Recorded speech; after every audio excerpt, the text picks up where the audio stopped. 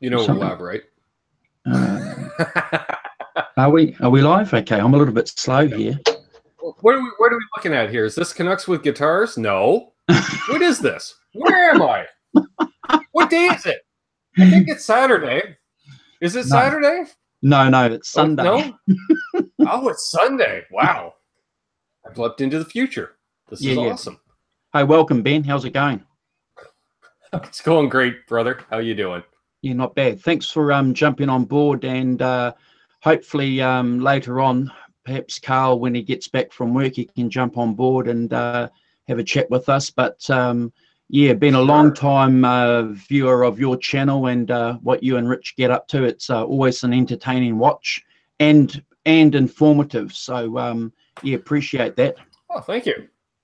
Thank you. And you say long-term or long-time watcher. It sounds kind of funny because I only started the channel in January. But it's been crazy. I put up a lot of content, and it seems like I've been going a lot longer than, what, 6 months? Well, 6 months is a long time when you're watching YouTube clips. Yeah.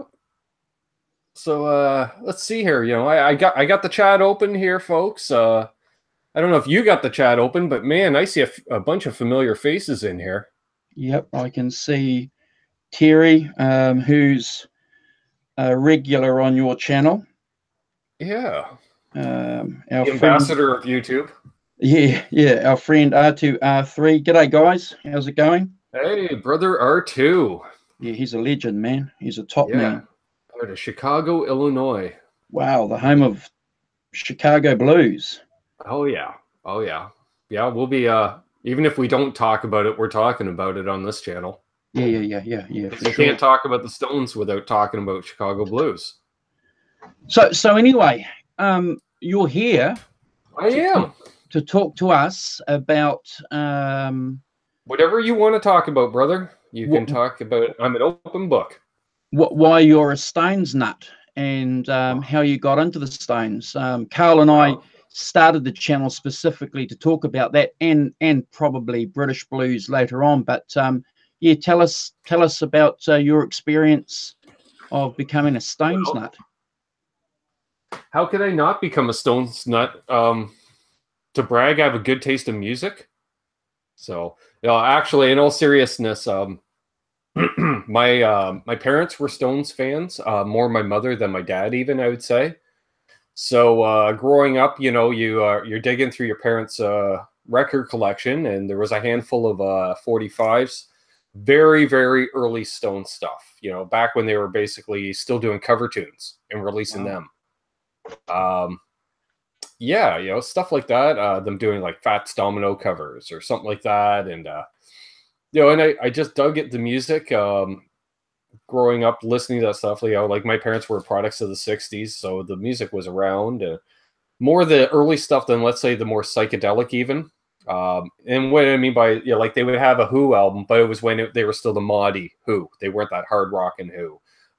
Beatles, when they had short hair, you know. I think the last album they had of theirs was the White Album. So, you know, I was getting into that, and I always thought, you know, the Beatles were cool, but the Stones were just cooler, for lack of better. You know, they were just cooler. They were a little sleazier, a little dirtier, you know, not so clean cut. Their hair was a little longer. They dressed a little shabbier. And I like that. Yeah. I agree with you. I was a Beatles fan before I became a Stones nut. I remember listening to Beatles for Sale, dropping that record and No Reply being played, and I just fell in love with the harmonies of the Beatles. And it was a couple of years later when I think it was Get Your Ya-Ya's out, and I heard that album, and I just the guitar playing especially, that's what hooked me. This guitar playing that was coming through, and became a Keith Richards nut ever since. Yeah, and I've always been a fan of the fusing of different genres of music. And, you know, like as much as I love when those guys, you know, they discovered Chicago blues and they were getting into that, when Keith Richards really embraced country music. Yeah. you know, and you know, like Tumbling Dice, that first little lick, that's country, you know, through and through.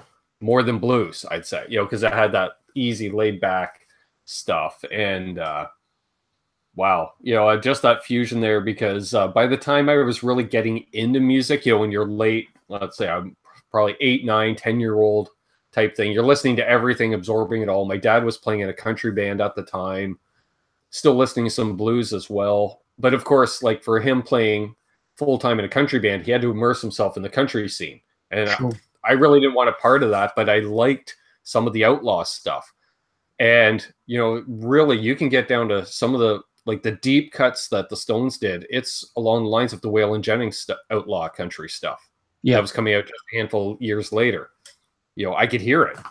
And, you know, whether it be they're recording in the same studios, doing sessions here and there, you know, or working with the same guys behind the scenes, session players, producers, whomever. You know, who knows exactly? I don't think, you know, everybody knows every session, you know, that they had, who was in the room offering advice that, you know, 10 years later had a career. Look, If I that agree makes with you. sense. I could I be agree. just yammering. No, I agree with you. I think the great thing about the Stones is that they're a gateway to country music. Like I remember my mum listening to Charlie Pride, and you know, I grew up like you with country music being played, but never really sort of studied it. It wasn't until Exile on Main Street, and you know, Right. you read guitar magazines or music magazines, and they'll talk about Graham Parsons, and so you'd try and do a bit of research on who this guy was.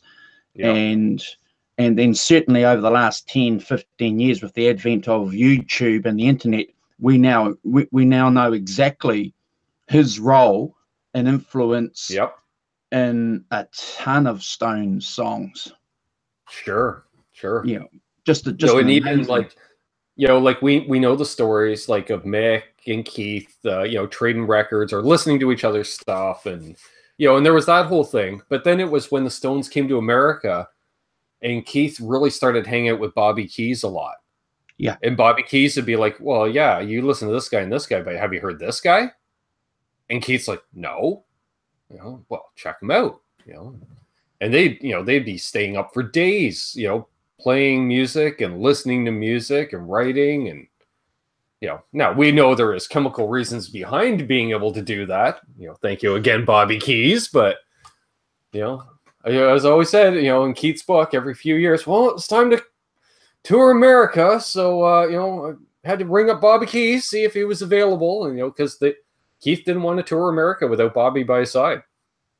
Well, that's right. And actually, you make a good point, because I never really contemplated how important Bobby Keys was as far as developing the Stones and their musical influences. I just always thought that he was the horn player and the party guy. But yeah, you make a good point. You know, obviously they would have been listening to a lot of music when they were Sure. Like you say, I always thought of, you know, Bobby Keys was a session player that toured with the band. You know, one of the nameless bunch, you know, like when the Stones play now, they're almost a 10-piece at times, you know, depending on what songs they're doing. They bring out so many additional musicians that are nameless. But reading Keith's book, you know, it really nailed how much Bobby meant to him on a personal level, you know, and it was, yeah, sure, they were drug buddies and they'd be up for days at a time. But like, it's like when the party's over and everybody else has gone to bed and the two of them are up talking about some obscure blues player from the 30s or something that may have never even recorded a track. And it's just by word of mouth that 30 years later, they're still talking about this guy who was playing Mississippi honky tonks, you know? Yeah. The legends. What did you think of Keith's biography? What's your opinion? I thoroughly enjoyed what I remember from it. And by that, I mean, Keith did his best, you know, to recollect stuff for the book. And I might have been under the influence reading the book here and there. So, because like Richie has read the book as well. My co-host for Canucks with Guitars, for anyone that's watching that isn't familiar, he read the book too. And he'll point out something from the book. And I'd be like, I don't know what you're talking about. He goes, oh yeah, you know, it was in this part, but I'm like, Oh yeah, yeah. I don't really remember reading a big chunk of that book here and there. And he's like, yeah, kind of. And he'd be the same thing. I'm like, yeah, you remember on the '78 tour, blah blah blah. And he's like, no, no, I don't remember that. It's like, yeah, No, I agree with you, Ben. I think it's a it was thoroughly great. outstanding book. But obviously, I'm a Stones nut and a Keith Richards nut. But no, Sure. I agree with you. I think it's fascinating. What the guy can remember is amazing. And I have it in an audio book as well. So, sometimes I'll just be, doing something, and I'll listen, to a couple of chapters when I'm Yeah. just wasting a bit of time. But yeah, I thoroughly enjoyed it. The section, obviously, being a guitar player, the section where he talks about the open G tuning and talking about how he discovered that, and Mm-hmm. it just blew me away, because that's the source. If you're a guitar player, Yeah. that's Yeah. Yeah. that's that's that's I remember learning that tuning. Geez, I think I'd only been playing guitar a few months. I'm trying to think. I started January 1st of 1989 on purpose so I would remember the date. And I think it was that fall, or like a year in, probably a year into playing. And I picked up my first electric guitar and I took it into one of my teachers in high school, played a bit. And he used to always talk about this Les Paul Jr. he used to have. And so I showed him, I had a 72 Les Paul Deluxe. That was my first electric guitar. And it sounds like some great thing, but they were a dime a dozen back in the day. Nobody wanted them. Everybody was a Van Halen freak. And that's what they wanted. Nobody wanted a Les Paul.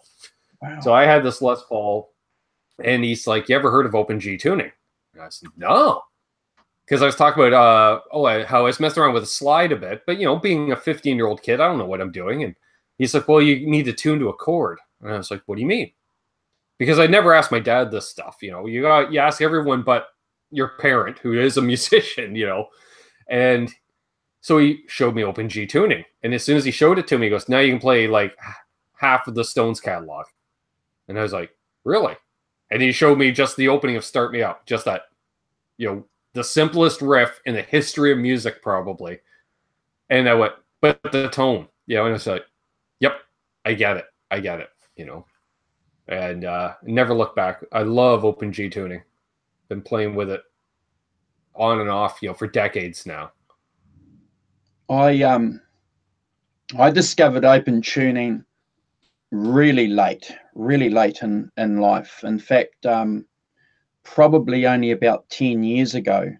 And I was always afraid to play it because I never considered myself a very good guitar player. So anytime I had to play the guitar was always in standard tuning. And that's, when I was playing with some friends or practicing or playing along with some tunes, it was always in standard tuning.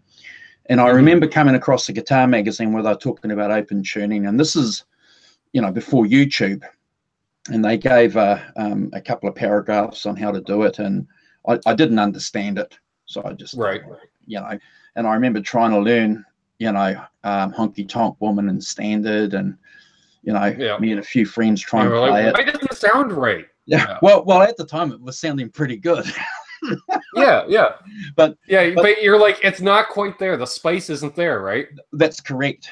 Yeah, and it wasn't until like a lot of us, we'd jump on YouTube, and there's a guy there, and he's saying this is how you tune to open G. So I remember tuning a guitar to it and having a go, but still, no, I won't bother, because I'm still trying to play standard. Right. Then I would have been about 2010. Is that when they released Exile on Main Street? They released a deluxe edition of Exile on Main Street, and had about 25 songs extra on it or something like that. And then I thought, wow, right, I have to learn this. So what was interesting, as you would appreciate being a guitar player yourself, sometimes when you go back and have a go at something, you can just pick it up, and it's like, wow. And I remember going back, grabbing a guitar, tuning it to open G, working it out, playing along, and it was just, my gosh, that was the source. Yep. Yep. I remember, yeah, like learning that tuning and, you know, coming home that day, digging out my dad's telly, which is right there for those that are, yeah. Okay. I had to look at myself. I'm like, yeah, I'm pointing at the right one. And so I tuned it to Open G, you know, and just not even plugged in, but just the resonance of an acoustic Telecaster in Open G. You know, I was like, wow, there's Keith. You know, that's Keith. That's the sauce. Plugged it into, we were talking about it earlier today, a Silverface Vibrolux. Yes. That was my dad's, because that's what my dad's last rig gigging was. He ended up with his telly playing through a 70s Vibrolux. Wow. And I remember he came home and I was like, Dad, check this out, you know, because I was so proud. Hey, we got Tobin or Tubin, depending on who it is. Tubin and yeah, we got JJ Says the Jams as well, I saw. Awesome. So I showed it to him, right? And he goes, you want to see something really cool? You know, and I was like, sure. And he put a capo on the 4th fret. And all of a sudden, I think he started playing like Street Fighting Man or something like that. You know, just kind of just pounding it out. And I'm just like, oh. He goes, you like Keith Richards? And I said, yeah. He goes, well, I thought you were into like Kiss and AC/DC and stuff. And I was like, no, man. I'm like, Dad, I listen to all kinds of stuff. I'm getting into the older stuff. And he's like, yeah, playing the Open B instead of Open G. And the possibility, and you play everything from the Stones to bluegrass. Like, it just opened up so much, and so easy to play because you can do little pull-offs, especially playing something with vintage size frets that's fretted on the 4th fret. Like, the thing plays itself, you know, like there's no pressure. Like, I don't know if you've ever seen how deep or not deep those frets are, but they're a vintage width, but they look like they're more like an inlay than a fret. If that makes sense. There's no height at all. Wow. Yeah, there's one thing that playing in Open G taught me, Ben, more than anything, was to slow down. Especially if you're playing some Stones numbers. You know, you can't go forward. You can't be in front of the beat. Clearly, you have to be behind. And in fact, you can be like so far behind, it's even better. Oh, dude. I play as I, you know, we always say, like, when you're playing in a band environment, like I don't know how much experience you have jamming with like, not necessarily even being in a band, but, you know, just jamming as a full band. As soon as you add a drummer, it sounds like a band. You know what I mean? Yeah. And, you know, jamming, and what you look for in a bass player is you want them in the pocket. You always hear that. You know, that bass player was in the pocket tonight. Well, I always say I play so far behind the beat, I'm in the back pocket. Wow. That's me. Like, I just wait till that last possible microsecond to jump in on stuff. And especially when you play in open tuning. And I actually find a couple of drinks into you and playing in open tuning is a good thing. Because you have that natural, your motor skills slow down that little bit, that naturally end up being behind the beat. You know, you think you're trying to play on the beat, but you're going to be naturally behind the beat because you got a couple of pops into you. Yeah. Which again relates back to Keith's playing, because let's be honest, let's look at when he discovered open tuning.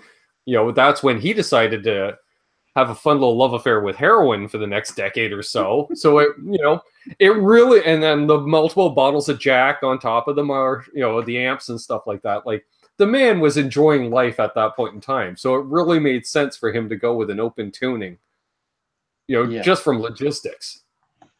So, you've got a couple of tellies there. I do. And I've seen your favorite one before, but I never get tired of seeing it. So can we have a look at it? Can you talk about it, see please? This one? Yeah. Yeah. Was that cool? The guitar I played my first chords on ever, I guess. Yeah. All right. Yeah, we can do that.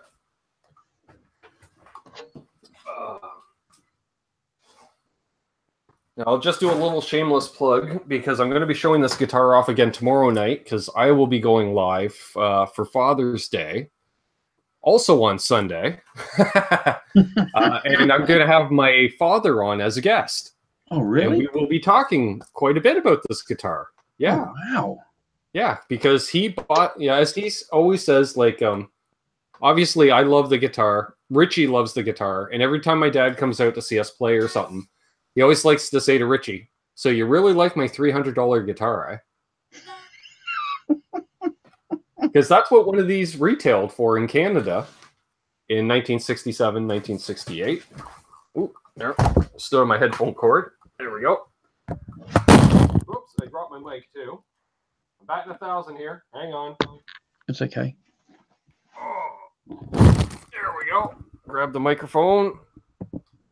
And if Terry's still watching, yes, I'm using the new snowball mic or what have you thing. I love it. Apparently, you guys can hear me clear and stuff. So, yes. And yes, it does have EMGs in it at this point in time. And I know you love this fretboard.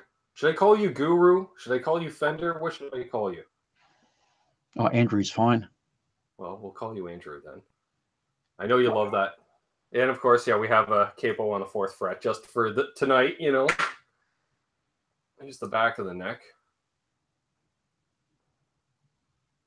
I don't know how well that's coming through. But she's been played, folks. You know. Like, play with a sports jacket enough shows. That's what happens to the top horn. Wears down to the bare wood. She, yeah, this was Dad's tool. The main tool for, geez, almost 20 years. He used this thing. Not only was it his number one, but he comes from the generation where that was your only guitar. You know, you had one guitar and one amp. So, yeah, this is what I started learning on originally until I got my own guitar. Because it was laying around. And the reason, folks, here, I'm just going to place it back down. And the reason it has EMGs, folks, I don't know how it is in New Zealand, but a lot of the bars, at least in Ontario, are converted in old hotels, you know, from a century or more ago. And so the wiring is rather suspect at best. So you get that dreaded 60 cycle hum with single coil pickups. And as you know, Andrew, the Vibrolux is a very clean amp. And you plug a Telecaster into that amp, there is no hiding. And so he wanted to really quiet that sound. And so he heard about these things called EMGs and he installed them. Geez, those pickups have been in that guitar probably for 33 years now. Wow.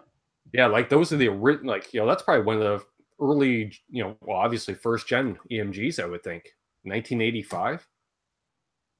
Do pickups get better with time? We know that the wood of a guitar gets better, the tone gets better. Does a pickup get better?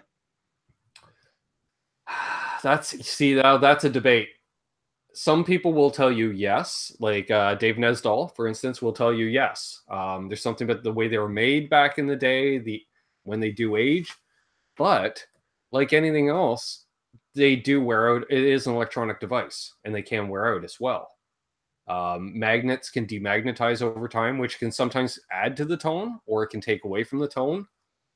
The other reason that guitar ended up with EMGs is I think my dad had already replaced the neck pickup a couple of times in it.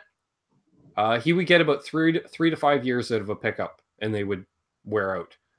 He used the neck pickup mainly and played over top of it a lot. I think it had something to do with probably sweating a lot. Just, you know, the pickup gets wet, shorts out over time, what have you. And so, yeah, every 3 to 5 years, he'd dump another neck pickup in it. And it's funny, just as a complete side note, the difference of a generation, like we ooh and ah over that guitar, right? Mm. He used to be embarrassed about that guitar when I was growing up. And you wonder why. Exactly. You know, nowadays, like someone says, you know, hey, I got a Les Paul. And you're like, oh, really? He goes, yeah, but it's an Epiphone. Or, you know, I have a Telecaster, but it's a Mexican. He would say the same thing. Yeah, I play a telly, but it's a CBS. It's not a pre-CBS. And that's the difference of generations, right? Because anything made after Leo sold the company is junk as far as a complete generation of men was. It was pre-CBS or nothing. It's interesting that you should talk about that because... And I get it, because I can tell you, I can see a difference in build quality between my 67 and my 71. Oh, absolutely. I'll tell you something. So this guitar here, Ben. There we go. Look at that. So this is a Chinese Squire. Okay. Okay, so it's the Custom Vibe series. Right. So I bought this because it was affordable. In New Zealand dollars, this is $800. So I bought this Wow. about 6 years ago because it was affordable, Mm-hmm. and I wanted a telly that I could specifically tune to open G's. Right. So I bought this. I've made a couple of changes to it. You can see here, I was going to say, I see you've committed to 5 strings. yeah, and it's got the classic 3-bridge saddle that Yeah. has a Yeah. bolt coming through there. I've cut that off because I'm a palm player. Oh, I know. Yeah, you know about that? Oh, dude. The 71 doesn't even have its original bridge on it anymore. That was one of the first things I did was when I got it was I ordered a replacement modern bridge. And what I've done with this one is I relic this myself. So it's not like your one where it's got, you know, Natural. That's what I uh, call it. Natural wear and tear. Yeah. 30 years of gigging. But Yeah. I relic this myself Sure. because I like to do things like that. And I took the tuning peg off there because um, I'll tell you the real reason, because I'd go to tune the guitar and I'm tuning this knob and it's not tuning. Yeah.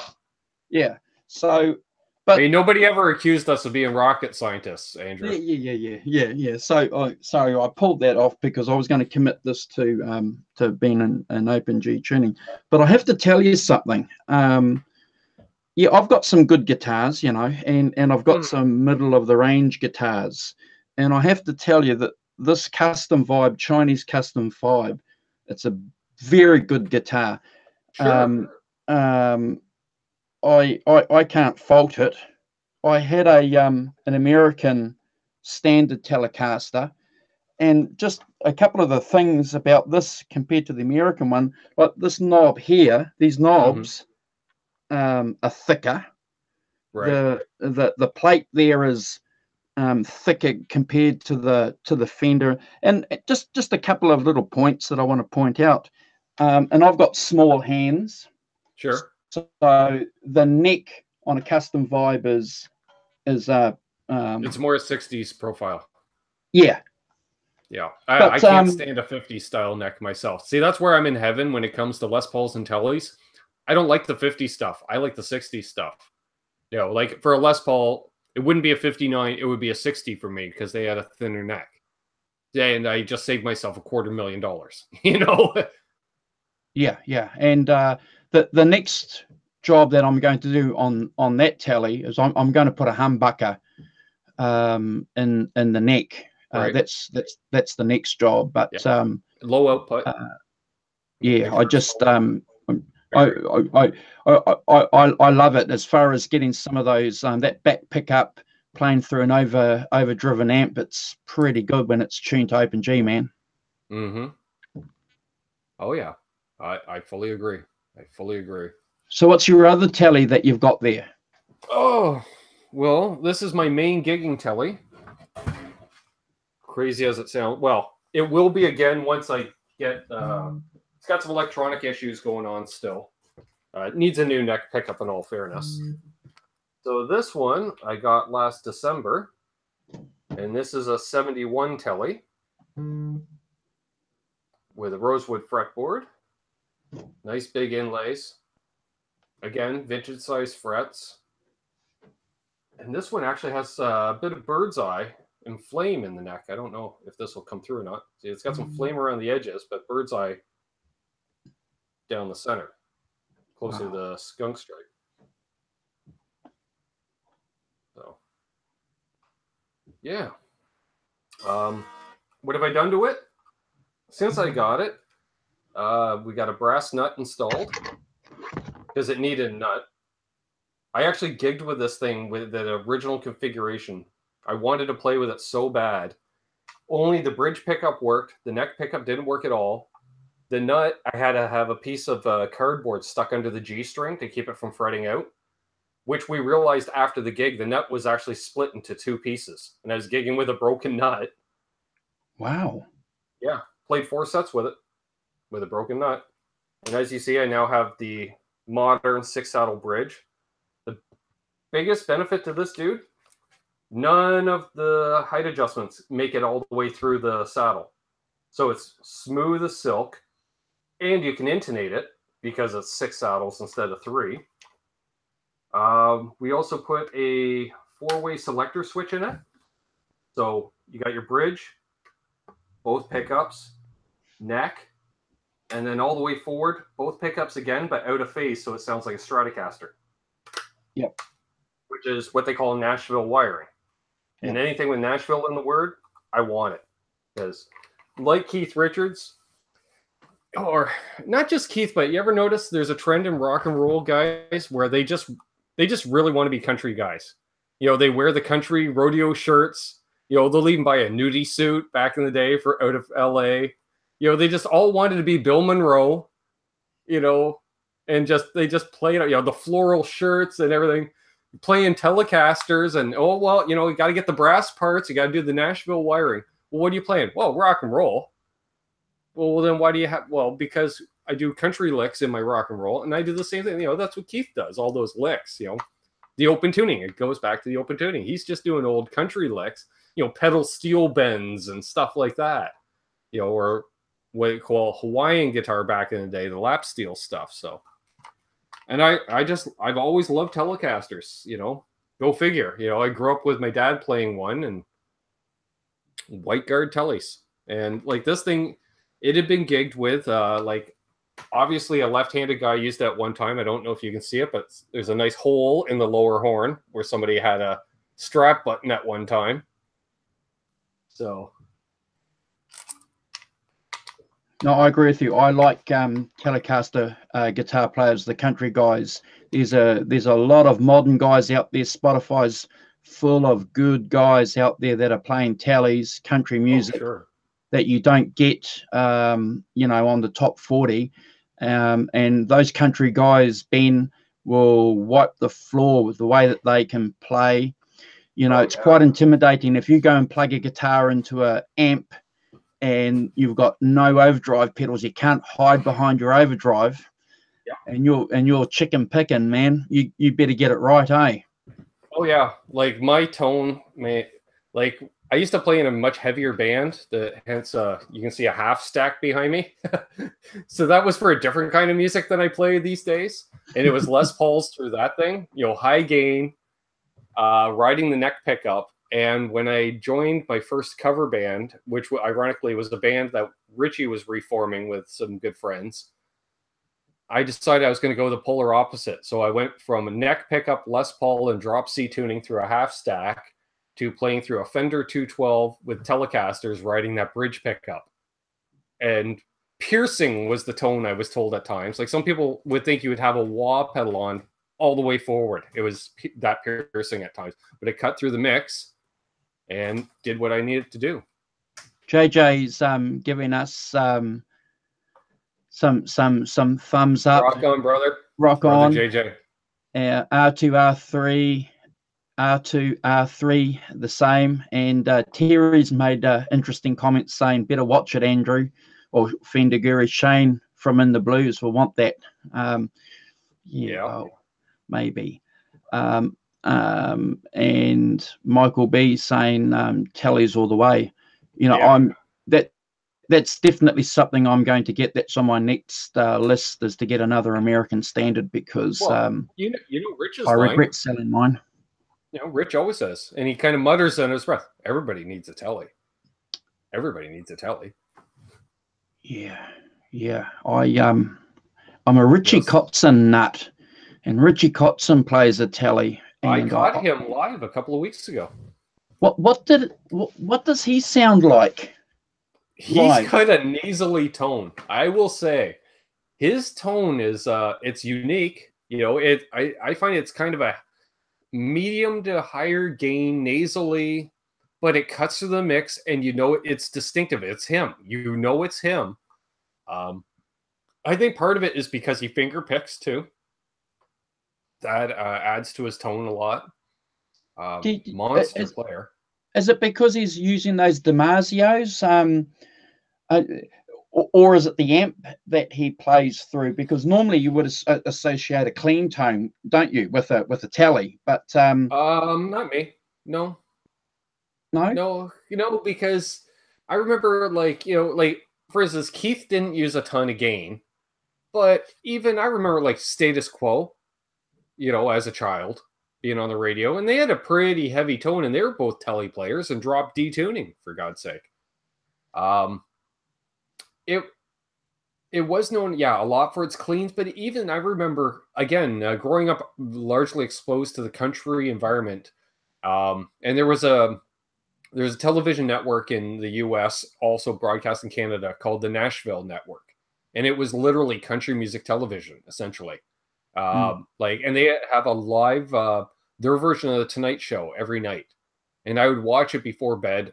And I don't know why I kept watching it, but you know, I was hanging out with my dad, and I'd see these chicken pickers, and I would hear them getting gainier and gainier, you know, month to month, year to year. You know, like Ricky Skaggs came out and he would do this thing totally clean, but then you would hear Albert Lee would have a little bit of something on his tone. Marty Stewart had a little grit to his tone, and then we saw the next generation, the quote unquote new country, coming out with the Travis Tritts, still playing their tellies, but there's some grit to it. You know, it was starting to sound a little more Southern rock than country Western. And then, you know, nowadays you got like the Brad Paisleys of the world, and they're going full out with gain.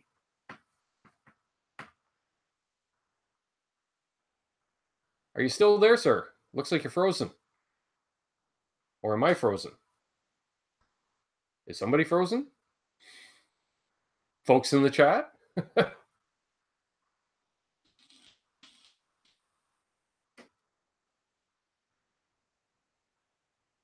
Anybody?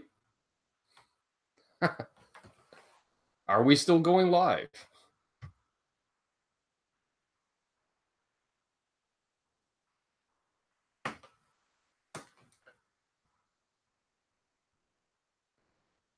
All right, so it looks like Andrew's gone for the moment. I'm still going, apparently, according to JJ. So we'll give him a few minutes here. Uh-oh. Waiting for people to join this video call. He has 5 minutes to log back in. Good to know, Terry. Good to know. So I'll continue on here. Now I feel like I've completely invaded the channel, taken over completely. Hey, gang. So if anyone has any questions in the chat, feel free to ask. And hopefully we'll get Andrew back on. And we won't just all of a sudden go up in the air. I don't know what will happen. This is new to me. So again, yes, Terry, I'm using the new microphone. Basically at arm's length. I got one of these guys, USB. Michael B says, question, I need a bridge for my MIM telly. Okay, now does it have a standard telly bridge, or my Mexican telly actually has like a hardtail Strat bridge on it. I'd show you, but it's not here. It's at our practice space at Richie's place. Personally, I love the 6-saddle modern bridges. Oh, MIM Strat. Okay. Bender Guru says, I can't hear you, Ben. Yeah, just reconnect, buddy. Yeah, not a problem, Michael B. Strat bridges, so I assume it's a trem bridge. Is it a 6-screw or 2-post? That would be my next question. Does FU-Tune sell bridges? Yes, they do, in fact. I don't know if I don't think they do Strat bridges.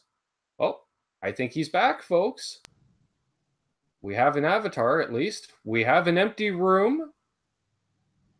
So we have a room, but we don't have Andrew. Oh, I see a hat. I see a hat. There he is. He's back. I heard a giggle, perhaps. Don't worry, I'm just taking over your channel. We're good. You didn't hear me swear. No, I didn't hear you swear. That's okay. I was That's talking good. to a frozen screen for I don't know how long. I looked up and I'm like, are you just enthralled with what I'm saying, or are you frozen? And then I realized, yeah, you're frozen.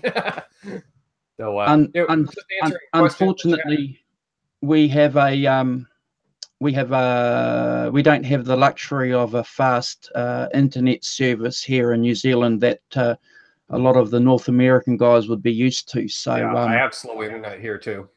Yeah. Let me guess. Was your better half decide to start streaming Netflix? Because that'll do it. No. We've had that discussion about no other connections, but it drops out intermittently, and just decided at that time to drop out. Fortunately, just so you know, for your own peace of mind, Terry said you have 5 minutes to log back in if you ever drop out like that before the stream itself will go down. Yeah, and he said even 5 to 10 minutes, and then the stream would just end on its own, and then there you go. So so you know. Oh, yeah, that's awesome. Yeah. Hey, there was one comment that he made, Ben, when we were talking about Richie Kotzen's Telecaster. He's made a comment here saying he uses twisted telly pickups in his telly. What are they? Oh, twisted telly pickups are basically, I like to almost compare them to the DiMarzio Super Distortion of telly pickups. And by that, I mean, you had your standard Les Paul pickup with a 7 to 7.5K output. And then you got your, the DiMarzio Super Distortion, which was an overwound pickup that would put out like 8, 9K or something like that. So it was a little hotter. And the twisted telly pickup is the same idea. It's an overwound telly pickup. I've only played them in one guitar. The new Brad Paisley Telecaster that's out. The neck pickup is a twisted telly.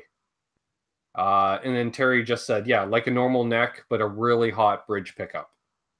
Yeah, so you get that more of a steel guitar sound. Like steel guitars notoriously, now that is another thing. Back to Keith Richards. Keith Richards, in a lot of his tellies, he has old Fender lap steel pickups installed in the bridges because they were higher output. Yeah, I read that, and so that's true. That's not an old wives' tale. That's not something that's just been collected along the touring road. That's actually true. No, the way I see it, I've never seen anything definitive. However, I've heard the records. Listen to it, lap steel. They break up more than the guys that are playing around them. You can hear them damn near break up. Like old country or even Beach Boys, whatever it is. Hawaiian guitar, you can hear it damn near breaking up. Like they sounded great, and that's the saving grace for me with ironically enough with country music was pedal steel guitars just fascinate me. I'm like a 3-year-old at Disneyland. I'll just sit there cross-legged on the floor in front of a pedal steel player and just go gaga for hours because I just think they're the coolest sounding things in the world. Can you play one? Oh, I wish. No. Fortunately, one of the top pedal steel guitar players in the entire country lives 20 minutes up the road from me. Wow. Yeah. And that guy, he's been recording in Nashville on and off since the 60s. I fell in love with the steel guitar that you're talking about. Again, going back to our lives growing up listening to music. My mum was a Waylon Jennings fan, and oh yeah, he had a beautiful steel player in his band. I can't remember his name off. Dreaming Your Dreams or Dreaming My Dreams. That album. Mm-hmm. Yeah, and I remember going, my gosh, that's so beautiful. How can I always thought it was a guitar. I didn't know. My question is, and I'm curious for those in the chat because we all come from different backgrounds. Do you know what it takes to play a pedal steel? Oh, I wouldn't have a clue. All right. So a lot of people will say drumming is the hardest thing to do in a band because you're using both hands and both feet. Yeah, I'd agree. No.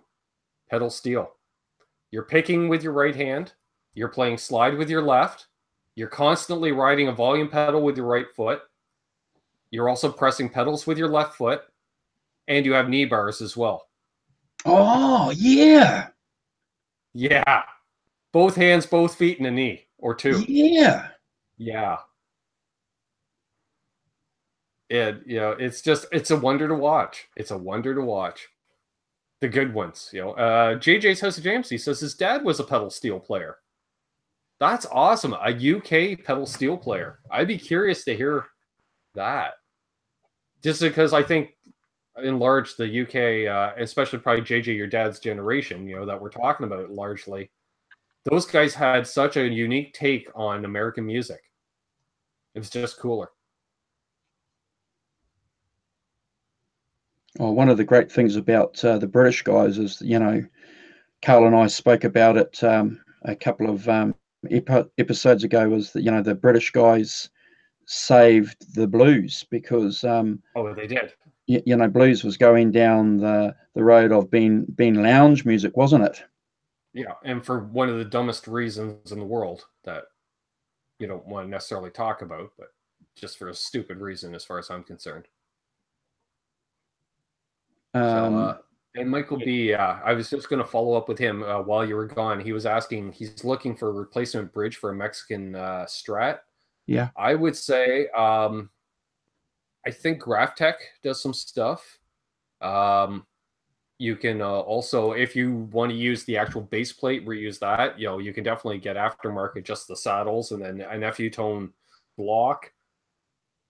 Excuse me. If it's 6-spring Godo GraphTech, you can go all parts if you wanted to, but if you want something decent, or get something directly from Fender. How easy would it be to change that saddle pickup to the saddle system that you've got with the individual 20 minutes, if that.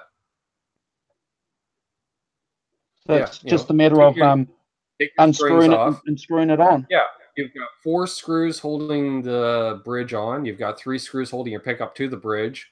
Your ground wire is just stuffed up through the body and just gets pressed onto the bridge anyhow, so you don't have to worry about that. And 4 screws, 7 screws. 7 screws and a string change. Michael B said that he did the exact same thing. Okay. Nice. Was Terry saying there where I live in the next town over in Penetanguishene? See, I was going to do that for you, Andrew. I wasn't expecting you to pronounce Penetanguishene. See, I'm from the province, so I know the name. Was home to most famous pedal steel producer Fuluka. His name was Eddie Fuluka, and his lap steels were world renowned. He died 2 years ago. Terry, if you're familiar with steel players, Al Briscoe of Pedal Steel or Steel Guitar Canada lives just up the road from me. Al Briscoe. Look him up, folks. I think he's in the Pedal Steel Guitar Hall of Fame. Really? Yeah. My dad knows him, and that's how we got in. Yeah, he's got a shop just at his house, and it's kind of an appointment-only thing. And I told Rich, I'm like, let's go check this guy out. He's got these pedal steel guitars, and Richie's like me. He's got appreciation for it. So we just drove up there one day, and he happened to be out in the yard, and he's like, not abrasive or anything, but he's like, kind of, who are you guys? Can I help you? He said, we didn't both have long hair at the time, but I had the tattoos and stuff, and probably wearing a Motley Crue shirt or whatever, right? We clearly didn't look like we're there to learn the latest Vince Gill licks, And so we asked if he was open. And he goes, yeah, I guess I can open up the shop, and he looked at me and he says, you look kind of familiar. And I said, oh, you know my dad. I'm sure you do. And he goes, who's your dad? And I told him Dave Coombs. He goes, okay, yep, come on in. Left my name at the door type thing, because back in the 80s, it's not as strong now, but back in the day, a lot of guys were members of the Musicians Union for a variety of reasons. Union bands, you got paid union scale, blah, blah, blah. We used to have a union chapter locally here for what we call the Quinte region. And my dad was president of the Musicians Union for a couple of years. So he got to know everybody that played through here, that if they were a union band, my dad knew about it, because they all touch base with the union office. All the contracts went through the union office. So I think that's one of the best things about North America and certainly England. There is always a rich history of live music. A Oh lot of yeah. people went out and watched live music. You know, when I first got into British blues, it blew me away that people would go and watch, people in clubs in the 60s in London. Oh yeah. Um, because Well, here in New Zealand, we don't have a rich history if I was a few of years live older, music. if I was a few years older, I really could have taken advantage of it. Like growing up, I'm in a small town, 16,000 people, and on a Friday night, there was 7 places you could see live music on a Friday night. And I'm not talking pubs. We're talking 1 or 2 pubs, but most of the venues was live bands, like actual bands, and some of the roadhouses and stuff. Again, there's a lot of bars converted in from hotels. The hotel would have a lounge slash bar, or a bar and a lounge, which got amalgamated over time. So all of a sudden now you got a venue that can hold, a couple hundred people. Like place just down the road, it held three or 400 people. This roadhouse, just on the edge of town. And hell, my dad would play there, and they used to book in bands. When my dad played there, you'd be booked in Thursday night, Friday night, Saturday night, and sometimes a Sunday matinee, or sometimes a Saturday matinee and a Sunday night. And the matinee was still 3 sets, stuff like that, and they were making good money.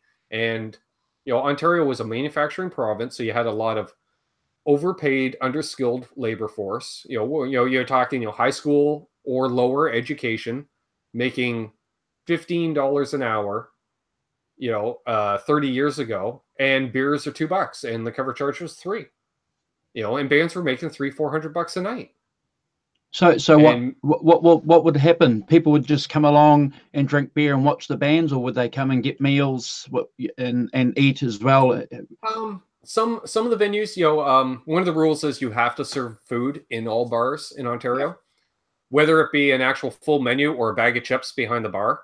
You have food. The token jar of pickled eggs, as they say. Technically you're serving food, but no, generally you went out to drink. You seen the movie Roadhouse? Yep. That's my dad's gigging life, except not necessarily with the chicken wire at every venue. So that's a accurate portrayal. Yeah, it's a little blown up. There was, but there's a couple getting together every night. There's a couple breaking up every night. There's going to be a fight or two. Because you keep the AC turned off and you keep the beer ice cold in the summertime, right?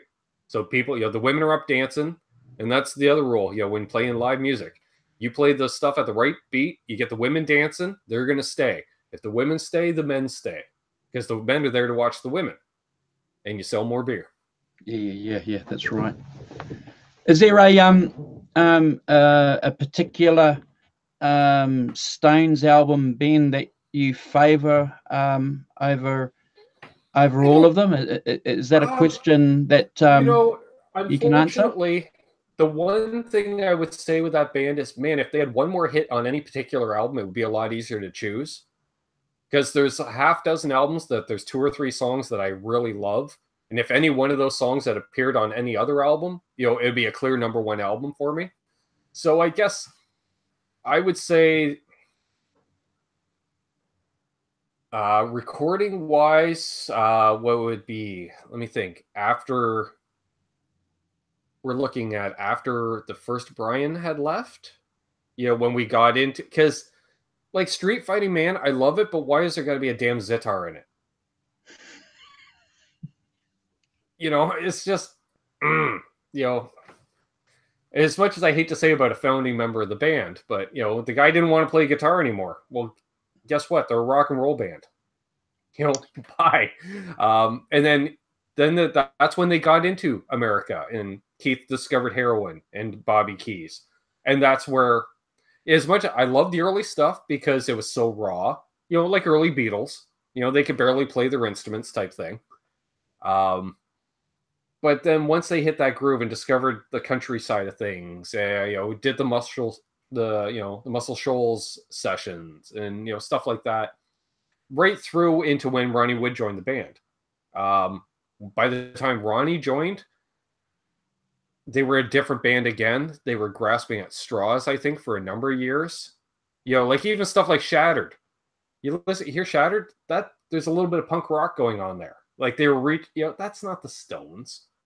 You know, and then don't even get into, you know, Missing You and stuff like, you know, when Mick would, you know, I love Keith's story about it, you know, well, Mick was hanging out with all those pretty people at, you know, Studio 54, all those, you know, party types, and he was into disco.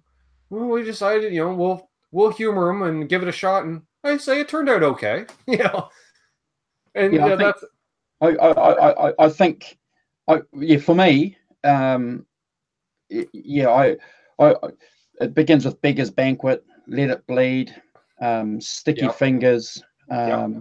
Exile Exile on on Main Main Street. Street. Yeah, I just stand back in awe when you look at the songs on those albums. And yeah, you know, a good friend of mine a few years ago pointed out to me. He said, you know, that's the mark of a great band, not one song or two songs. You know, the Stones made albums.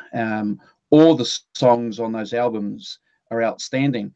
But it's interesting because Carl, a couple of shows ago, he made this point that I've been thinking about, and I'd like to get your thoughts on it. He said that when Ronnie joined the band, the Stones had already committed to playing in stadiums, so they just wanted a guitar player. yeah. And they got a hell of a guitar player. Yeah. One of my favorites. You know, as scary as it is, you know, Keith wrote a lot of those riffs and stuff, but Ronnie drove it home, like the live stuff. And that's what I was saying. You know, the period of recording was post First Brian, pre Ronnie. Yeah. But live, once Ronnie hit the band, like I said on one of my live streams a while ago, it was about a month and a half ago. It really hit me like a ton of bricks how much Ronnie Wood is an influence on me and how much I admire his playing more than Keith's. Keith's got the licks, he's got the riffs, but Ronnie is such a solid player. And then when you watch the live stuff, and Ronnie's taking half the lead breaks anyways. You know, it might have been Keith on the album, but Ronnie's doing the stuff live. I saw that show where you made that point, and yeah, I agree with you. I went and watched recently the DVD that they did in 2015. They performed the whole of Sticky Fingers. Right. And I listened to that recording on Spotify, but I actually sat down and watched it. And Ronnie's pretty good, man. And I told Carl that. I said, look, I've got a different appreciation of Ronnie. It's quite, you could fall into the trap of saying, oh, you know, he's just, you know, a hired gun. Yeah. But and to think they almost hired Stephen Marriott. Yeah. And who's that other guy, the Telecaster guy, player? Oh, not Steve, you know what? Steve never made the band because there was no way Mick was going to have that kind of a showboat as well in the band. Not Danny Gatton. Who was the other guy that used to wear a hat with a beard? Come on, guys in the chat, help us out here. And by the way, Michael B says, thanks, guys, for the advice. Just bought a Go-To Bridge. Awesome. And Tobin says, I love Talk is Cheap, Keith's solo album. Yeah. Keith had a ton of great solo stuff. His latest album, Crazy something, that came out a couple of years ago. That's an interesting listen. That's not bad. So no one's going to help us out in the chat. He's a famous Telecaster player. Oh, I want to say Paul Butterfield, but it's not. No. That's even the correct name. Oh, it'll come to me. Anyway, so my opinion, obviously, sometimes you have to watch a guy. And they taught me a lot too. When Ronnie joined, you got back to the dynamic of one guy plays a telly and one guy plays a Les Paul. Yeah, good point. Works in a band. Like it's interesting because Richie and I go through phases, you know, and I'll play nothing but Les Pauls for 6 months, and then I'll play nothing but tellies or Roy Buchanan. That's it. Tobin, thanks.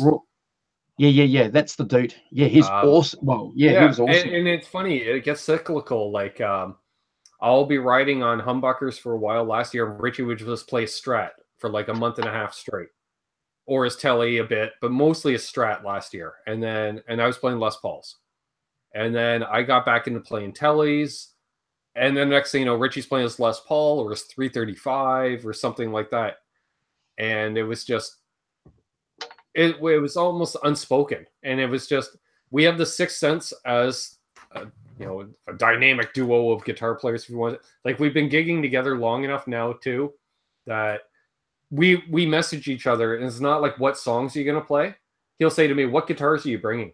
Because he'll choose his guitars based on what I bring, and I'll do the same thing. I'm like, well, I was thinking about this and this, but what are you going to bring? And he's like, well, I really, I'm hankering to pull my telly out. I really want to play my telly tonight. I'm like, all right, dude, well, I'll bring a Les Paul then, and I'll play my Les Paul tonight. So how's that Ibanez of his going to go? How's that going to work out live? I already claimed it on one song. We cover the Traveling Wilburys Rattled. I don't know if you know it. Yeah. But it's pure rockabilly, right? Yeah. And I played the lead in that. And I thought, I can get a Brian Setzer tone going with that thing. Because he's even talking about swapping the pickups out of it and putting some Gretsch, style pickups in it. Give it more of a Gretchy tone. So we'll see. It's a little bright still, that guitar. It needs to be darkened up a little. But he's just decided in the last couple of weeks he started taking jazz lessons. Which I found out by him commenting in a Facebook group. Oh yeah, I started doing jazz lessons, and I'm like, really? I wasn't aware of this. And then so we're talking because we can both play, like, he can do more of the rock solos. I can do rock and roll. I can do rockabilly, which are all different. I can do country. He can now, pull in some jazzier stuff, and it just adds yet another dynamic to the band. Because the way I say it, I don't want to learn anything that he's learning, and I don't want him learning anything that I'm learning. So that way we'll never step on each other. You're going to be Jerry Garcia, and he's going to be Bob Weir. Yeah, very much. And it's interesting because there's songs where I hold down the rhythm, and he won't even play. Like, he'll just, like, when we do Gene Genie, he really doesn't play a lot of guitar in Gene Genie. He'll just do the lead work. Same as, let me think here. Another song, though, would be, say, Rattled, where he's going to just play straight rhythm, and I'm noodling all over it, because I realized I've only just started playing lead guitar in the last year and a half. I've been playing guitar for 30 years, but I couldn't solo to save my life. I could noodle, but I couldn't play a solo in a song. And I still don't know what key I'm playing in most of the time. I have to ask what key we're jamming. Whenever we jam, they're like, take the lead. And you always hear me yell back, what's the key? Because I don't know. I just play chords. And, and I know when the changes are because I know how to play 4/4 time rock and roll. But I realized, okay, like, he's got his hands busy playing guitar and singing in the band. So I'm adding in those little licks in between the vocal lines, a la B.B. King or something like that, where, you add in these tasty little licks here and there. And it's really worked out well. And certain songs I do it, certain songs he does it. He's been giving me more of the lead work as of, the last few months. Because one, he feels he doesn't need to play a solo in every song. And two, he'll say, start playing his 12 string more. And if he's playing his 12, he's not playing lead. So he leaves it up to me. So there's no chance that you guys are going to be playing some West Montgomery stuff in hell your no. set? Hell no. No. I drink too much for that. Hey, we got Johnny Bean in the house. Hey, Johnny. Hey, brother. And R2R3 says Ben needs a Gretsch. Don't I know it? Dude, this is how much I need a Gretsch. I already have the hat. So there we go. Did you freeze up on us again, Andrew? I think Andrew froze on us again, folks. So yes, Gretsch hat. So while he reconnects, I guess I will continue on, and I hope he sent an invite to his partner in crime, Carl. I'll remind him of that when he comes back. So we just passed midnight here on the East Coast, so now I'm officially joining him in Sunday festivities. Can't see the hat. All right, here we go.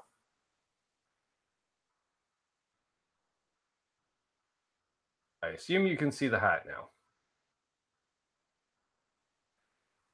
There we go. And I'm rocking a new mic setup too, Johnny. So yeah, we'll see if Andrew's coming back because I'm almost out of beer. Now I got to see if I'm cracking another beer here. It's 9:06 there. Yep. It is 4:06 p.m. Sunday. No worries, Andrew. We'll wait for you to jump back in. And don't forget to send the invite to Carl if you haven't already. So yeah, we're just hanging out, talking Rolling Stones. There he is. He's coming back, and a lot of talk of Open G tuning and Telecasters. Yeah, all kinds of fun stuff. Got my Canadian Stones shirt on and hoping people find replacement bridges for Strats. Now I see your hat. Bad connection, New Zealand. I will say it is a trip reading the host of the channel in the chat. No worries, mate. Timer's going, but no worries.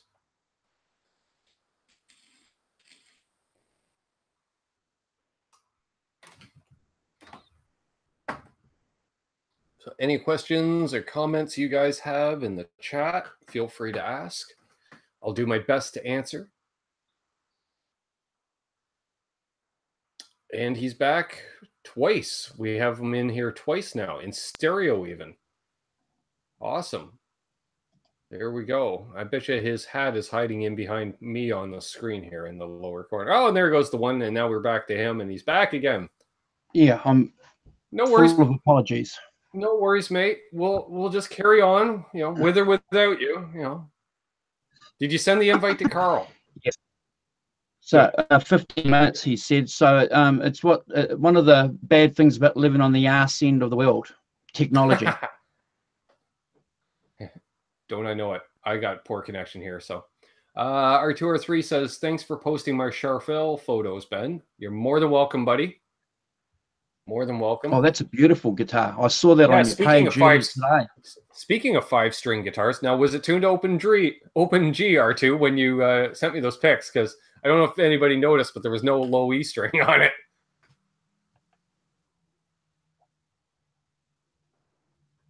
Is he going to reply? We'll see. Okay. Sounds like New Zealand's internet is worse than Australia's. I would say yes, due to lack of population density. It costs so much to put in infrastructure, and if you just don't have the population density, it sucks. Yeah, it's been a political issue for a few years with the main political parties about funding the infrastructure to get it on board. When a lot of North Americans come here and do business, that's the first thing that they complain about is the internet speed. Peter Jackson, who's famous for being a film director, has tried to lobby the government to get that done because he wants to send information over to America, and it just takes days for something that would just take 5 minutes. If you're in North America to send, it's a problem. Well, let's see here. We've got our 203 says no Open G tuning for Floyd Rose, Ben. LOL. And Terry's correcting me. Tuned to Open Tree. Yep, you're cut off, Ben. Well, I just cracked another beer. And let's be honest, I was on the road 13 hours ago to go shoot gear reviews. So it's been a long day. I tried to take a nap, but I was watching Johnny Bean's Late Show, and it had me laughing so much I couldn't nod off. So quality work, Johnny. Yeah. So try to get a nap in, but I don't know if you caught any of that, Andrew, but I did timestamp a certain portion at the 2-hour mark when Jay almost peed himself on camera. So. I watch that show right through it. I'm lucky because it starts here at about 4 o'clock in the afternoon. So sure. Yeah, so it's good for me. Yeah, and then you get the lunchtime show, right? His regular time on Wednesdays and Saturdays at noon for you, I guess. Wouldn't it be? Yeah. Okay, so Carl's just sent me a message saying he's ready. So if I can just take leave and connect him, if that's okay, Ben. You should be able to do it, and you're still here. So. Cheers, mate. And let's see here. Johnny says, I have no memory of yesterday. That means you did it right, buddy. That means you did it right. Because we're talking Keith Richards here and Keith's philosophy in life. From what I've been told, I had a good time. Yeah, I got out alive.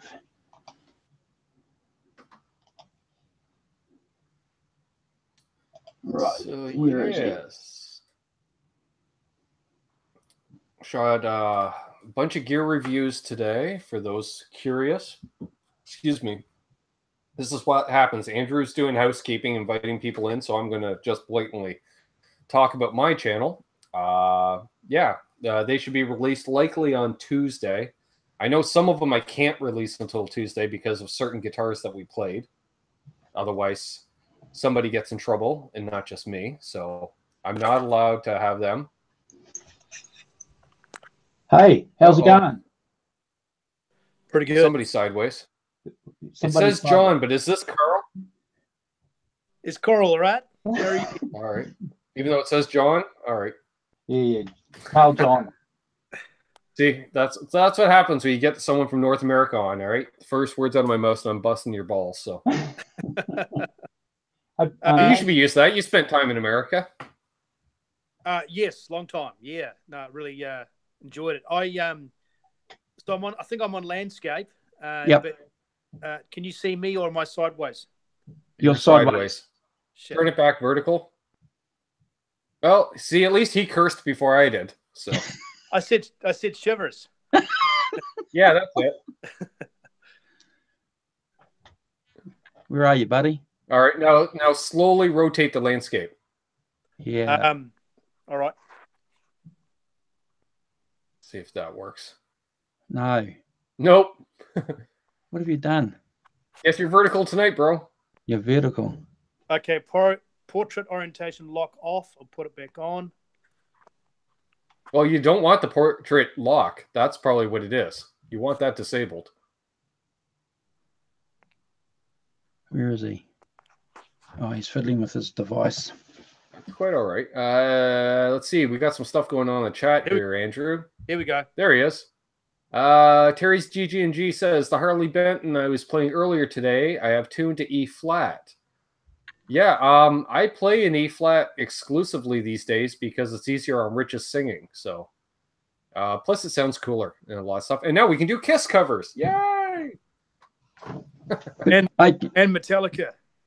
And Metallica. All right, introduce yourself to Ben, Carl. Oh, cool. Hi, Ben. Carl here from the land down under. Yes. So you're a fellow Kiwi as well? Yeah. Born and bred, same city as Andrew Hamilton. Right on. But we're pretty much all the same, really. We're all pretty much English, Scotch, Irish background, all of us. Yeah. We're all part of the Commonwealth. Yeah. What part of the States are you calling from? I'm not calling from the States. I'm in Canada. Oh, Canada. I see a flag, a red leaf on the hint, right. Hint, Carl. Hint. Busted. I'm about 100 miles east of Toronto, Ontario. Okay. Yep. With you. The big smoke. Yeah. Yes. Exactly. The big smoke. Did you ever go to Canada when you were in the States, Carl? No, as far as I got was Niagara Falls and Detroit, about the span of the Waikato River, the width you can see Canada. Well, you have my condolences. Niagara Falls, New York, and Detroit are not exactly the nicest cities, but Sinner, if you're watching, I'm sorry. But Canada's always fascinated me. It's I think it's the only country where the English and French got along, I think. Wow. Well, that's a loaded question. Actually, there's a lot of history in Canada. I mean, you got your Neil Young, you've got your Bret the Hitman Hart, one of my favorite wrestlers, a whole bunch of them. Oh yeah, we have a rich history in music and entertainment, that's for sure. Jim Carrey, all the A-listers are Canadian, really. Jim Carrey. Jim Carrey, Mike Myers, Michael J. Fox. Michael J. Fox. Yeah. Sure. Yeah, I can go on down the list. Justin Trudeau. Alanis Morissette. Sure. Cool. Well, the vape shop that I run, I don't know if you've seen any of my stuff, Carl, but Andrew knows the vape shop I run is actually in Avril Lavigne's hometown, a town of about 4,000 people. She's the pop singer that tries to be a bit of a punk edge singer, right? Yeah, that's her. Yeah, she was married to Derek from Sum 41, and then Chad from Nickelback. So, yeah, the first guy, he had a serious drinking problem, didn't he? Oh yeah, yeah. Then, if I could hear a joke about Nickelback. Yeah. Sure. Okay. Well, they played a show. It was sold out, and all the crowd left disappointed. And one of the reporters said, "What'd you think of the show?" And they said, "Oh, we want our Nickelback."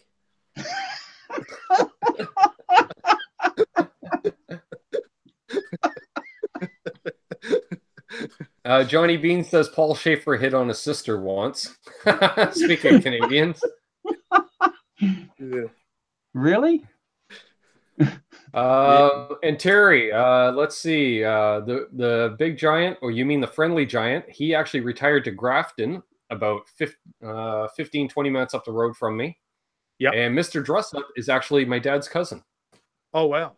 Small world. Yeah. Yeah, third cousin, I believe. But still, yeah, Ernie Coombs was his actual name. Wow. So, yeah. Yeah. Yeah, long time children's show on the CBC, Canadian Broadcasting Company. So, yeah, we grew up watching that. Yeah. I'm not sure if you know this, Ben, but we have a few Canadians that tour through New Zealand. I think there's that's something to do with being part of the Commonwealth. There's the passport or the visa restrictions aren't that tough. And one thing that I've noticed after meeting a lot of Canadians over the years is they're like us. They're pretty laid back, have a good sense of history. Know what's going on. Well, I imagine it's very similar. I hate to say it, you guys get mixed up with Aussies a lot. Yep. And you're the smaller country that watches the Aussies. Like, way much more. Probably way more about Australian culture than Australians know about New Zealander culture. Yep. Same way, I know a heck of a lot more about American culture than Americans know about Canadian culture. Mm. Well, I know a friend of mine lives in Vermont. And Terry, sorry to interrupt, but Terry's G&G, he's a fellow Canadian. He just put 2 and 2 together because my channel name is my name. And he just put the last names together on Mr. Dress Up, I think. Oh, cool. That's funny. Yeah, I mean, I've met quite a few Canadians, and we really get along well. Like Andrew said, they come across a bit more, probably down to earth, a bit more. I think in tune, not only with themselves, but with not necessarily the environment, but what their surroundings. I think they're not so. Americans are quite intense. I mean, I don't want to generalize, but Americans like the United States, Canadians seem to be a lot more well-rounded. I'll say, and not to be political, we're more liberal in that we're just much more left-leaning overall as a society, and as such, we're much more. Because I don't want it to be political or anything, but yeah, we're just laid back, easygoing, go with the flow.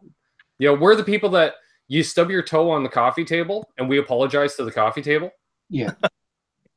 Yeah, no, and I think Ben, we should probably leave it at that because we don't want to be. It's quite easy to turn this into a political conversation, and we don't want to do that. Exactly. So Carl, Ben and I, we were just talking, talking about guitars. Ben's got a couple of Telecasters there, and I know that you and I, we'd made a plan to talk about the Stones' first couple of tours. I see. Yep. Yeah. Do you want to kick that off? Oh, just thinking about that before. Yeah, I think how it worked is the Stones' first big tour was late '63, and they hadn't had an album out yet, but have had two singles, "Come On," and their second single was, I think, "I Want to Be Loved" or "I Want to Be Your Man." Well, they had a couple of B-sides, but they, to save money, those tours were they had about 6 or 7 acts, and I think reading reading those books back in the day, and we know what happened to Ian Stewart, who was one of the founding members, and they said, well, he's just not good for publicity. He's got the big, what they call that, lantern jaw, and so he was kind enough and nice enough to be their roadie. He drove the van, and those tours, there was no PAs back in those days, so they had to really listen to each other. And those tours really what made them the greatest rock and roll band in the world, because they had to become really tight. And they had to maximize a lot of music. And I think they only had 20 or 30 minutes to play. But yeah, if you read the dates, I mean, you got that book, Andrew, haven't you, from start to finish of all the tours and that? Mm. And there's they covered a lot of ground in England, didn't they? I mean, the showcase tours, right? That's what we called them here. Showcase tours, where you would have, half a dozen to even as many as 8 to 10 one-hit wonders, essentially doing their, like you said, 20-minute sets. Yep. Some form. A lot of those they use some form of a house band, to back a lot of the single acts and stuff, and then you're using shared gear a lot. You barely hear each other on stage. Like, I don't know, you guys. I assume you both, like, I know Andrew plays guitar. Do you play as well, Carl? A little bit, yeah. Yep. Okay. So have either of you guys, have you done much in the way of gigging at all, or open mics or anything like that? Yeah, Carl's a very good guitarist. He's been very modest. Well, the reason I ask is there's nothing harder than trying to play a song when you can't hear the other guys in the band, or you can't hear yourself. Right? It'd be horrible. Yeah, it's not fun. It's not fun. That's for sure. That's why the Beatles stopped touring, right? Because the PA systems couldn't keep up with the Fanatics. Right. They couldn't hear themselves. And they couldn't hear themselves. The crowd couldn't hear them. And especially after they started probably writing their own songs and wanted to be taken as serious musicians, not pop musicians with a large team fan base. So the point, and Bob Dylan helped form that with actually serious music with serious lyrics. They wanted to actually hear themselves and be respected as musicians, not as monkeys in a circus. Yeah, they're here today, gone tomorrow. Which we've come full circle. It's like you look at the popular music world; it's very much like the '50s. The corporate side owns everything and runs everything. Yeah, and it's who's the next 17-year-old that we can push, because they're going to be washed up by 22. And it's probably more affordable for them to give them an advance and get a couple of pop songs out of them, and then look at sure. I mean, those guys are good-looking guys, and all of a sudden they start to lose their hair. They're no good. Get out of here. Get the next Justin Bieber. I mean, Justin Bieber won't be around for long because his voice will drop and he'll start to, that poppiness, and that, because I think the biggest market base in pop music is teenage girls from the age of 12 to 16. Yep. Exactly. And it's back to we don't care how you sound, because we'll bring in the players, we'll bring in the producers. It's how you look.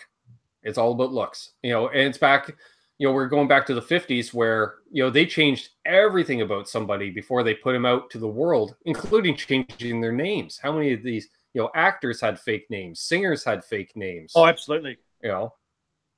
That's why it was all marketing. I think Elvis helped change that, because he was not only a good-looking guy, but he actually had the talent to match, so he had some longevity. Yeah. Andrew and I talked about that on the first show. They had Mick Jagger mentioned. Yep. Pat Boone and Fabian and Bobby Rydell and these guys with these great... All the Bobbies. Parade of Bobbies. They had nice haircuts and were safe-looking, and the sort of guy the sort of people that you could bring around home for Sunday brunch, and Yep. yeah. So, you know, Andrew, that ties it right back to the first thing you asked me was how I became a Stones fan, because the Stones weren't that. As I said, you know, their hair was a little a little longer and shaggier. The clothes were a little more faded and cheap, and they just looked a little bit rougher, sleazier, whatever you want. You know, the music was sleazier. That was evident from day one. The rawness, or whatever you want to call it. You know, the fact that Keith played behind the beat. That's right. Nobody played behind the beat. Right. You know, and as evident on that second single they did with the slide guitar solo of Brian Jones and I Want to Be Your Man. I mean, that would have been like coming out of the radio, just unheard of at that time. Oh, sure. Because you listen to the Beatles version, and we know the Beatles wrote the song, but they just couldn't match that. So who had the courage then to release that record? Was it something that we have to credit the management for forcing the radio stations to play that, or was that just some DJs listening to that thinking, my gosh, this is the next best thing? Well, from my reading, I think what happened was they didn't necessarily have writer's block, but they were really pushing for another single, and I think they just happened to be in the same building or studio as John and Paul, and John and Paul were really helpful and said, "Oh, we got this bit of a throwaway song, but I think you guys would be a good match." Yeah, and I bet you the stuff the Stones were writing was still very. I wouldn't doubt if it was very bluesy ripoff, but not in a good way. You know, you just look at it, you're like, look, you're just rehashing these guys. You know, we want something fresh, new that we can, you know, market or whatever. And like you said, both those bands were coming up at the same time. Like, how many times would they have passed each other in record shops or little gigs here and there? You know, like we didn't see the marquees of them both necessarily playing on the same bill, but it wasn't a huge community because nobody played guitar at that time.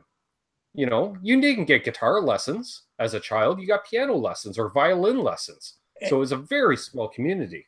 And Decca Records, a bit like EMI with the Beatles, and just that marketing push, they would have had to come up with a single every 2 months to keep them fresh and relevant and vibrant. So if you look at the timeline and consistency of their singles they put out, it was in pretty much short increments. Because, like you said before, the music industry is pretty disposable, pretty shallow.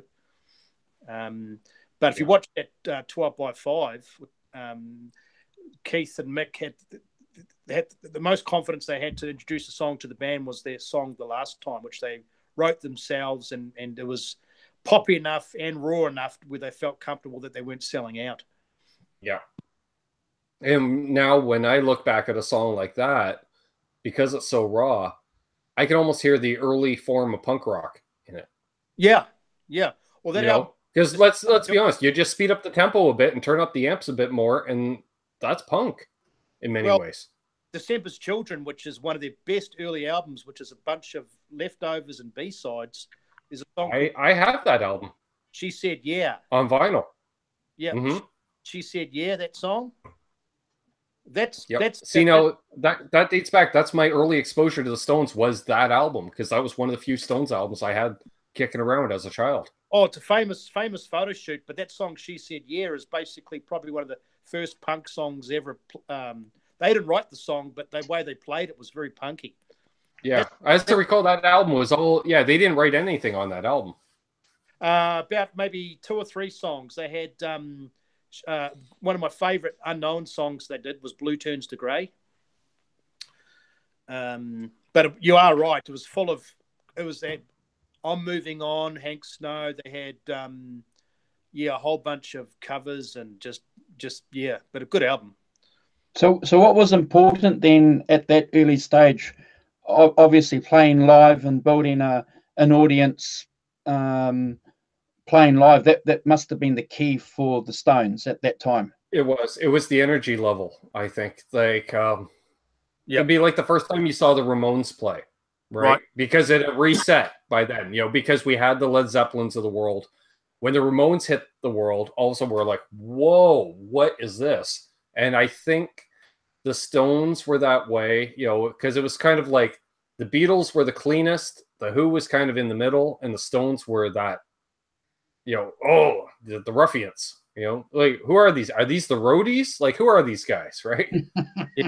It's probably would have been a little bit like when Motley Crue tried to out punk and out shock everybody. And then they saw the Guns N' Roses walking to the Troubadour and said, man, we've lost our job. These guys are crazier than us. It would have been like the Beatles would have been, and they would have seen Stones walking to the marquee and like, oh man. Yeah, because the Stones were hungrier, right? They were broke. And those tours would have been obviously a bit of money as well as the exposure. Because they would have saw no money. Any money would get just raked back by the companies for upfront promotions, or any advance you get has to be covered, right? And then and that's the tale for every band, right? They're all like, we got this advance, they get a per diem when they're out on the road, and it's like, dude, all this money's coming out of your record sales. The record company isn't paying for this. You're paying for it. They're just merely loaning you the money. Absolutely. It's like a tab. It's like a bar tab. Yeah, exactly. And the other thing, I think the first little bit of money they ever made was probably the Satisfaction single, which was 3 singles down the road, 4 or 5 singles down the road. But right. And the biggest factor is because I don't know if you guys know the way the record industry works, but let's say every time Satisfaction's played on the radio, as a performing musician, the band is going to get, say, 3 cents, but the songwriter's getting 30 cents. And we could get into another discussion, which is a totally different tangent. This living close to Africa, is a lot of those black artists got ripped off because they didn't have the publishing rights to their blues songs. When you look at the B.B. King songs, his last name is not in the brackets. It's a couple of record producers. Yeah. Yep. Because they didn't have education. So there's been a lot of lawsuits. Oh, yeah. Well, yeah, that's a whole slippery slope that to go down why, like Andrew and I had touched on it, why blues was failing by the 60s. And, it's racism. That's why everything, it was embraced, because outside of, America at that time, we were much more tolerant, and we hear a song, a good song's a good song. I don't care if you're black, white, orange, blue, male, female, it doesn't matter. A good song's a good song. Oh yeah. That's where we were, A lot of funny. We're all famous with how a lot of musicians have said the first time that they saw a black blues artist was when the Rolling Stones introduced Howling Wolf. That was the first time, that a lot of these, American kids had heard. Sure. Well, actually, had seen these guys. Yeah. Yeah. And thankfully, we had a handful of UK promoters that were bringing these guys over to the UK in the 60s, right?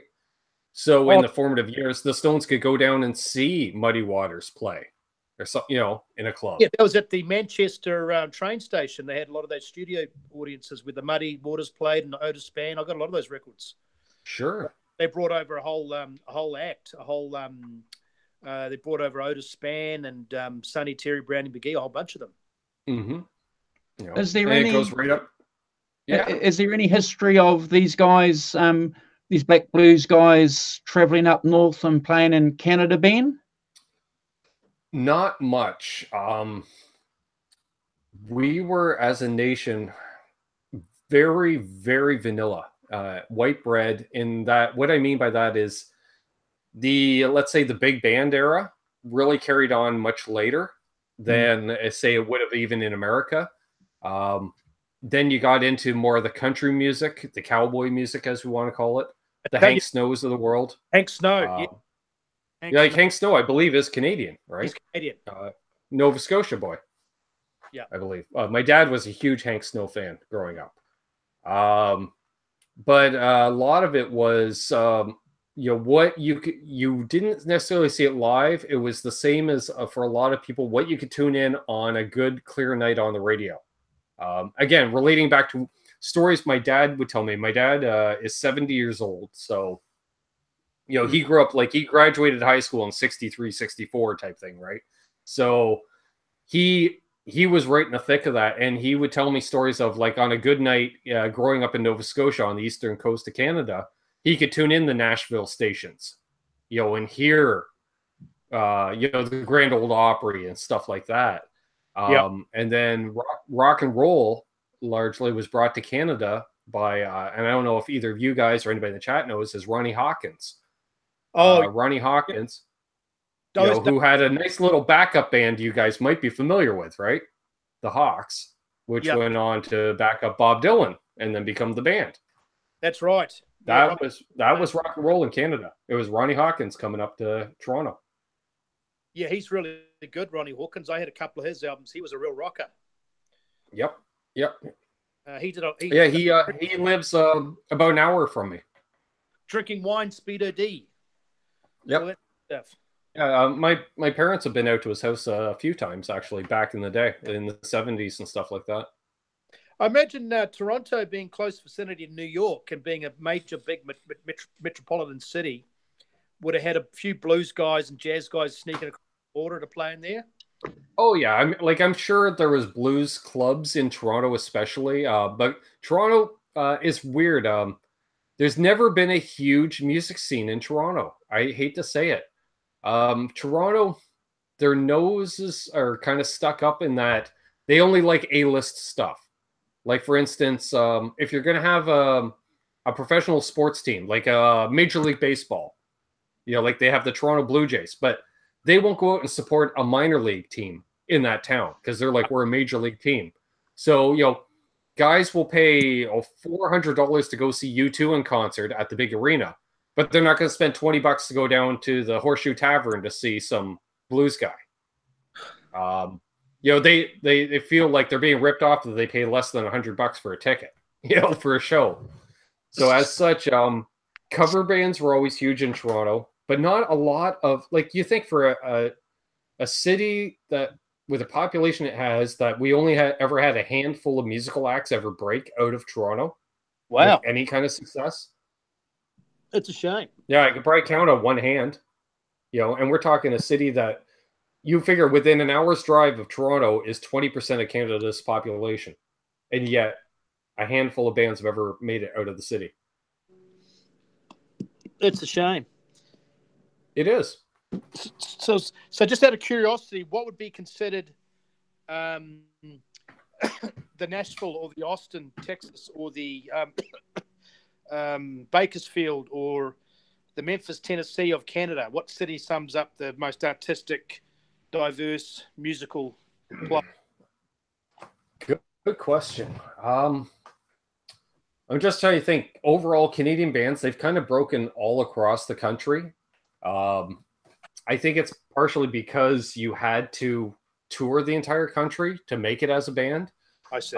Vancouver, like when I was growing up, Vancouver was the hot spot. All the good alternative bands were coming out of Vancouver. What we would refer to as college music, it was referred to when I was growing up, because I guess they called it that because your older siblings would come home for college with all these indie bands they've heard about. Yes, that's right. Terry says there's a documentary about the music scene around Toronto in the 60s and 70s. I remember watching that. Became a melting pot for various music styles. Yeah, and that's the other thing. It was such a music, there was there was a Caribbean community, so there was always a huge reggae thing. When you get out into the prairies, like in Alberta, where say Nickelback's out of now, but that was a huge country region for decades because it's all farmland, and so that's what it would produce. The West Coast with your indie rock stuff. Ironically enough, Kingston, Ontario, which is about an hour's drive east of me down the highway, two or three major bands have come out of Kingston over the years.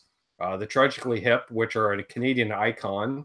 Mm-hmm. The Headstones, a great rock band. They were out of Kingston as well. I'm just trying to think of time. But yeah, like when I think of Toronto, I think like Rush, the Bare Naked Ladies, the band Toronto, Max Webster, which led into Kim Mitchell, Jeff Healey. But beyond that, then we get into you're back to the 60s with your Gordon Lightfoots and your Neil Youngs. You're good. Oh, no, my gosh. You missed Loverboy. Edmonton band out of Alberta, actually.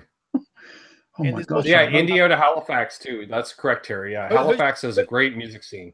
Who's the band that did Taking Care of Business? BTO out of Winnipeg, Manitoba, Bachman Turner Overdrive. which spawned Bachman Turner Overdrive and then Burton Cummings' solo career. Mm. Neil Young also spent some time in Winnipeg as well.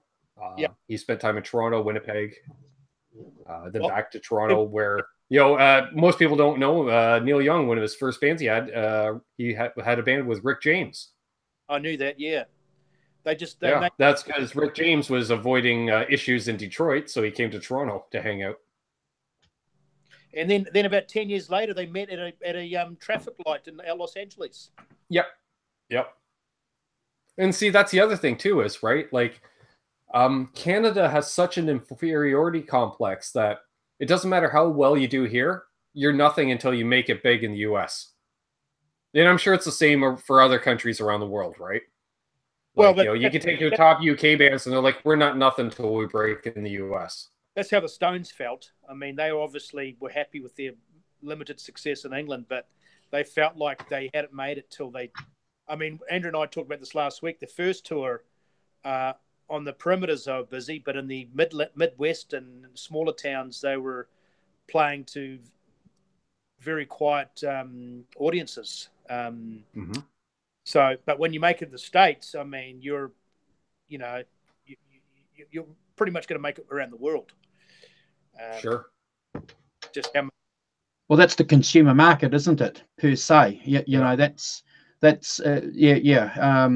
I don't know how it works now with record sales or music sales with online streaming, but if you made it in America, well, you were financially, well, generally speaking, financially secure.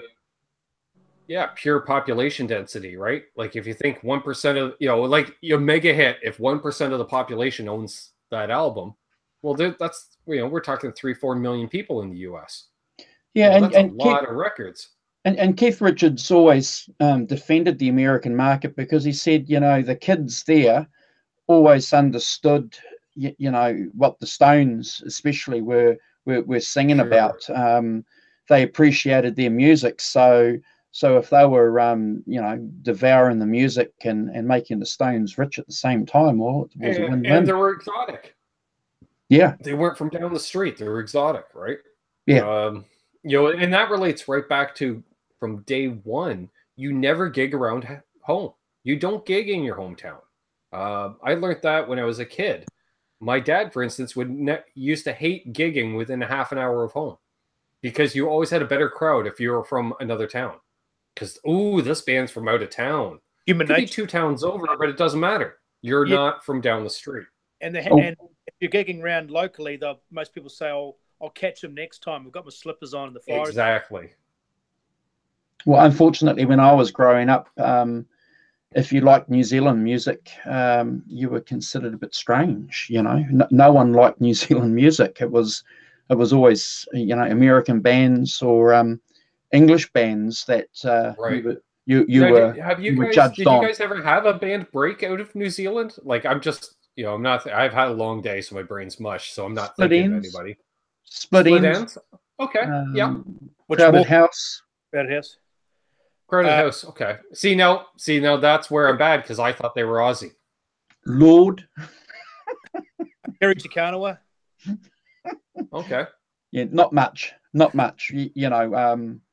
what's the population of your country? 4 million? Oh, you would have heard of Keith Urban. Oh yeah. Yeah. Love Keith Urban. Yeah, he's a Kiwi. He's not an Australian. He's a Kiwi. He was born in Whangarei.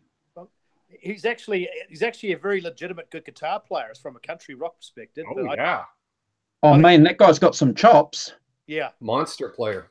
He was like because they love their country. They love their good-looking guys with the tight jeans and the country western hats, which is when you mentioned Hank Snow. Because I was fortunate to have some uncles that were into the good country. There's 2 types of country. When you talk, there's your Hank Snows who are raw, rugged, and real, and then you've got mainstream country, which is your pickup truck and your cheesy lyrics. Yeah, which is what a lot of it's become. Oh yeah, it's called top. It's so processed. You think pop music's bad? Listen to country music these days. Oh, it's disgusting. Oh, it's bad.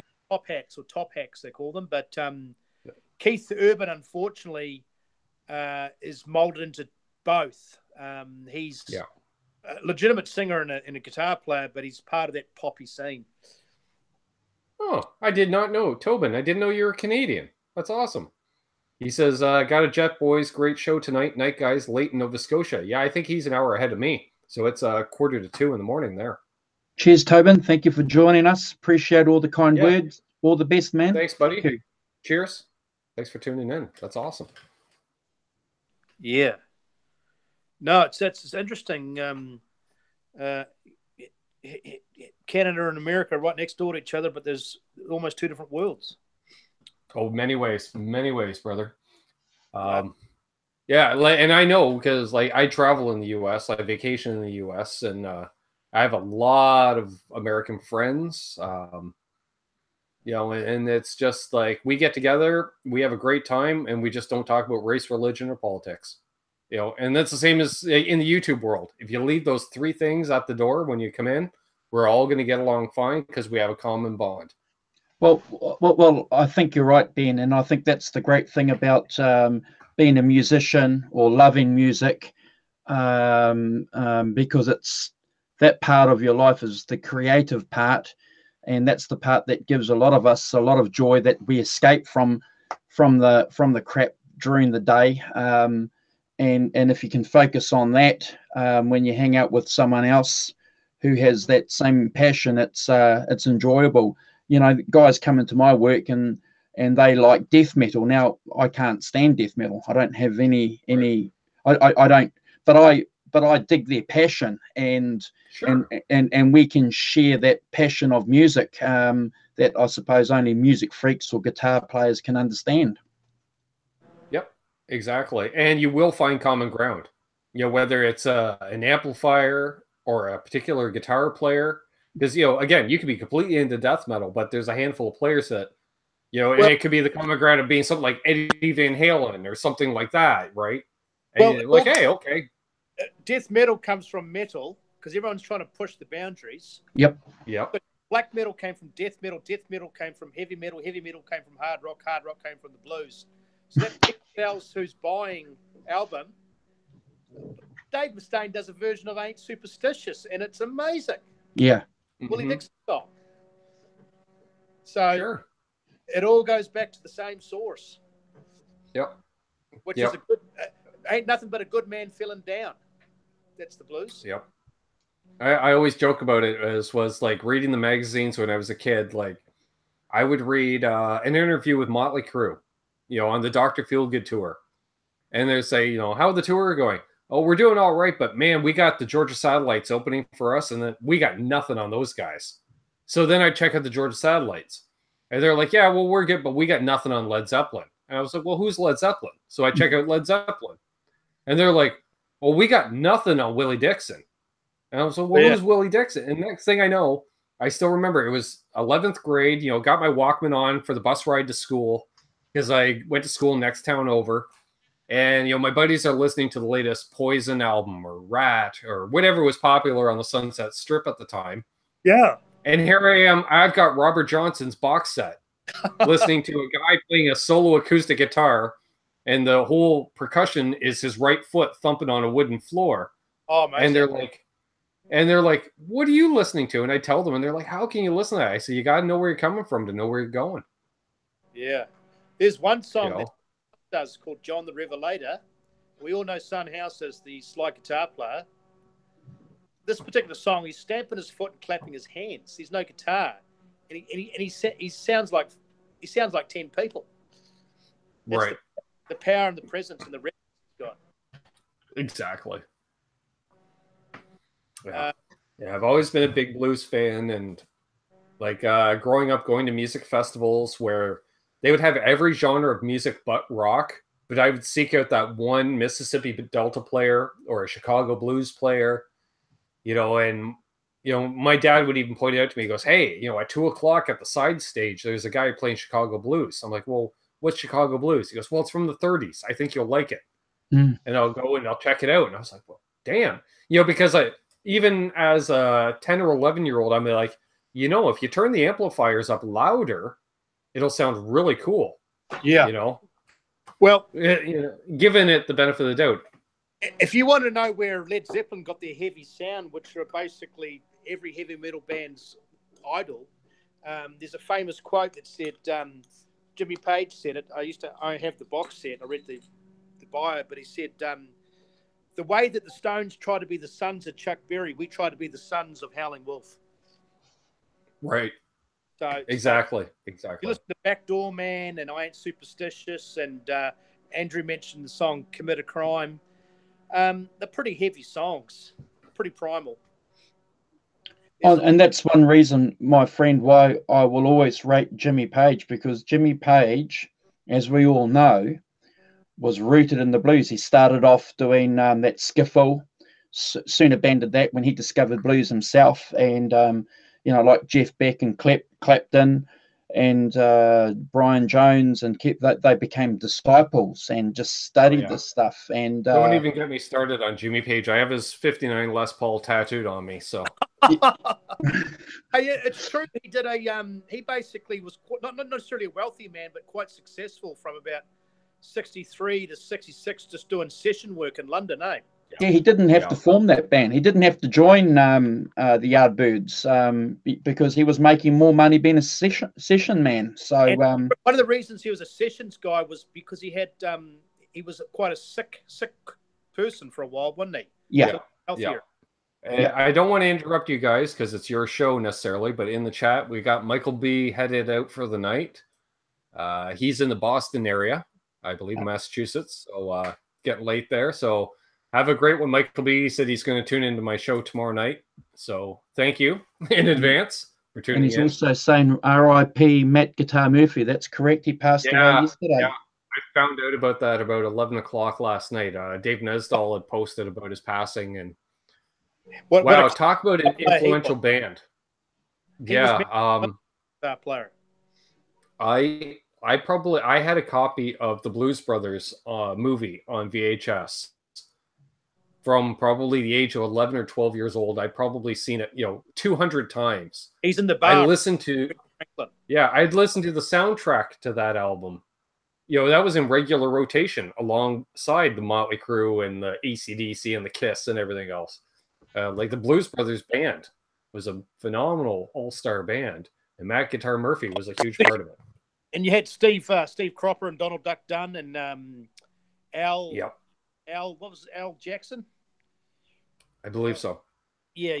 Just these guys, once again, that soul sound was rooted in the blues. But I saw a Matt Guitar Murphy do a solo, 12-bar solo, just hitting the E string. It's unbelievable. I believe it. Antone's bar. The closest I got to seeing any of those guys was I saw Donald Duck Dunn play. We have a huge fair, if you want to call it that, the Canadian National Exhibition in Toronto every year. It started out as like your county fair, but it's been going on for like 150 years now. So now it's a huge event with a huge midway. And they would have a series of concerts there every year. Excuse me. And for a number of years, Neil Young would play opening day. And so the headlining act, it started out with Blues Traveler, which nobody had heard of at the time. They opened the day. Then we had, I believe, Pearl Jam play, touring their first album, 10. Or maybe their second album had just come out, because this was July of 93. Soundgarden was just wrapping up their Bad Motorfinger tour, which was personally my favorite album of theirs. And then to headline, you had Neil Young, and his backing band was Booker T and the MGs. Oh, wow. Yeah, exactly. It was awesome. Unusual combination. Mm-hmm. But as a kid growing up, Neil Young could do it all. He had that Pink Rockabilly album he did in the 80s. Everybody's Rocking. Yeah, Everybody's Rocking. And there's a famous song called Payola Blues, which Andrew was talking about the shady side of music industry and how the record companies would pay off the DJs to spin their music. So Johnny Bean says he has the Blues Brothers LPs, grew up on that film also. There we go. And then R2R3 says Blues Brothers play every year on TV here in Chicago. Nice. Getting back to Matt Guitar Murphy, a lot of people don't know this, but Eric Clapton, when he did Stepping Out, that was a Memphis Slim song. Matt Guitar, he obviously did the guitar picking, but they reckon a lot of that Blues Breakers, a lot of those licks, not necessarily were stolen, but were borrowed from Matt Guitar Murphy. One of the young heroes in Eric Clapton's life. Because when we think of Eric Clapton, we think of Freddie King, we think of Robert Johnson, we think of Otis Rush, Buddy Guy, but Matt Guitar Murphy doesn't get the credit he deserves. That's true. Because not only was he a good blues guitar player, but he could do some pretty tasty jazz licks too.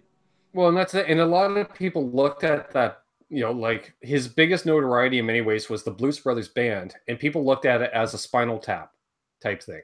It's a gimmick. It just stick. But no, Dan Aykroyd and John Belushi literally wanted to put together a rhythm and blues review, because I remember when they put the band together, it was near the end of taping for the season for Saturday Night Live. And when the show went on hiatus, they went on tour as the band. Wow. Yeah. And that's what, before the movie and stuff like that, they went out and toured as a band because they realized they put it together kind of, as a bit lighthearted to start with, but they realized we got a hell of a band here. I was like, well, of course you put together an all-star band. Like, what do you expect? And just as a bit of humor, what mall was that car chase scene in? Was that in Detroit or Chicago? Oh, I can't remember. Yeah, because it was a mall that just went out of business or just shut down type thing. It was an abandoned mall. They wrecked about 100 cars, didn't they? Oh, yeah. Yeah. And most of those cop cars they wrecked were actual cop cars. They weren't even prop cars because the budget was so low. They used a lot of real cops in the movie. Oh, no. Yeah. So and a few of them were not the ones that you see a big barrel roll, but a few of them that were into fender benders during the car chase were legit cop cars with cops behind the wheel. One of them was spinning on this roof. As a side note, the original Blues Brothers was Junior Wells and Buddy Guy. That was the original Blues Brothers. Right. There we go. Yeah. It was just, yeah. You are a wealth of knowledge, Carl. I'm going to say. You're a wealth of knowledge. Oh, well, it's just a passion, really. Like Andrew and I both share it. It's just, passion. But your memory's not a sieve like mine. Oh, my memory would be a lot better, but I've drunken enough beer to sink the Titanic, so... oh, well, cheers on you, mate. Get used to what little bits I got left, because it's fading. I hear you. Johnny Bean, Dixon Square Shopping Centre was an enclosed shopping mall located in Harvey, Illinois. It was famous for having been used both inside and out for the mall chase scene in the movie. Cheers, Johnny. Thank you. Thank you, Johnny. So that would have been probably Johnny's the man. Greater Chicago area. Yeah. Well, seem Johnny is watching this show. I'll just want to give him a shout out because being a viewer of his show for a while, that's one of the reasons why Carl and I decided that we would get our version of a blues show, a Stones show up and running. So and that's how we've met Ben and everybody else. Yep. We can look. And I'll say, I remember, Andrew, when you were first talking about doing it, and you were asking me a bunch of questions, you're like, oh, I'm sorry for asking all this stuff. And I'm like, dude, Johnny was telling me the exact same thing just a few months ago. So I'm just paying it forward. Anyways, so that's why you were like, thanks so much for jumping in. I'm like, no, thank you for having me. This is great. Johnny Bean's our granddad. Yeah. We've all got stuff to learn from each other too. There's a lot of things I don't know. I'm still wanting to learn. So yeah. Sure. Yeah. Well, that's right. And having known Carl for a few years, all the stuff that. Carl's a walking encyclopedia, and he just needs to get the stuff out. Well, definitely. Starting tomorrow, I'll be a lot better. Oh, how was your day today? Successful? Me? Yeah. Oh, just another day at the office. Yeah, no, but looking forward to I'll see you with your guitars in the background showing my ES355. I'll do that on the next Nice. show. Nice. Yeah. I'll look forward to checking that. I watch most of your stuff on replay because I work a lot of weekends, so I'm usually in bed by this time of night because it's 1 a.m. where I am. So I the inspiration for me getting my 355 was the still shot on the back of the Get Your Yayos Out where Keith had the Dallas Cowboys shirt on, and he was playing that three. It was probably a 335, but I just went ahead and spent a bit more money, got the 355. But even music, we're getting back to, and with the blues, just album covers, you can learn a lot just looking at the pictures. sure. Just amazing. I mean, yeah. So, I mean, Now I just had the thought since Carl's joining us late, should I show him that telly, Oh, Andrew? yeah, please do. Because I Yeah. know being a big Stones fan, and we know, like you had mentioned, how Keith has the same guitar. So Yeah. Show him. please. oh yeah.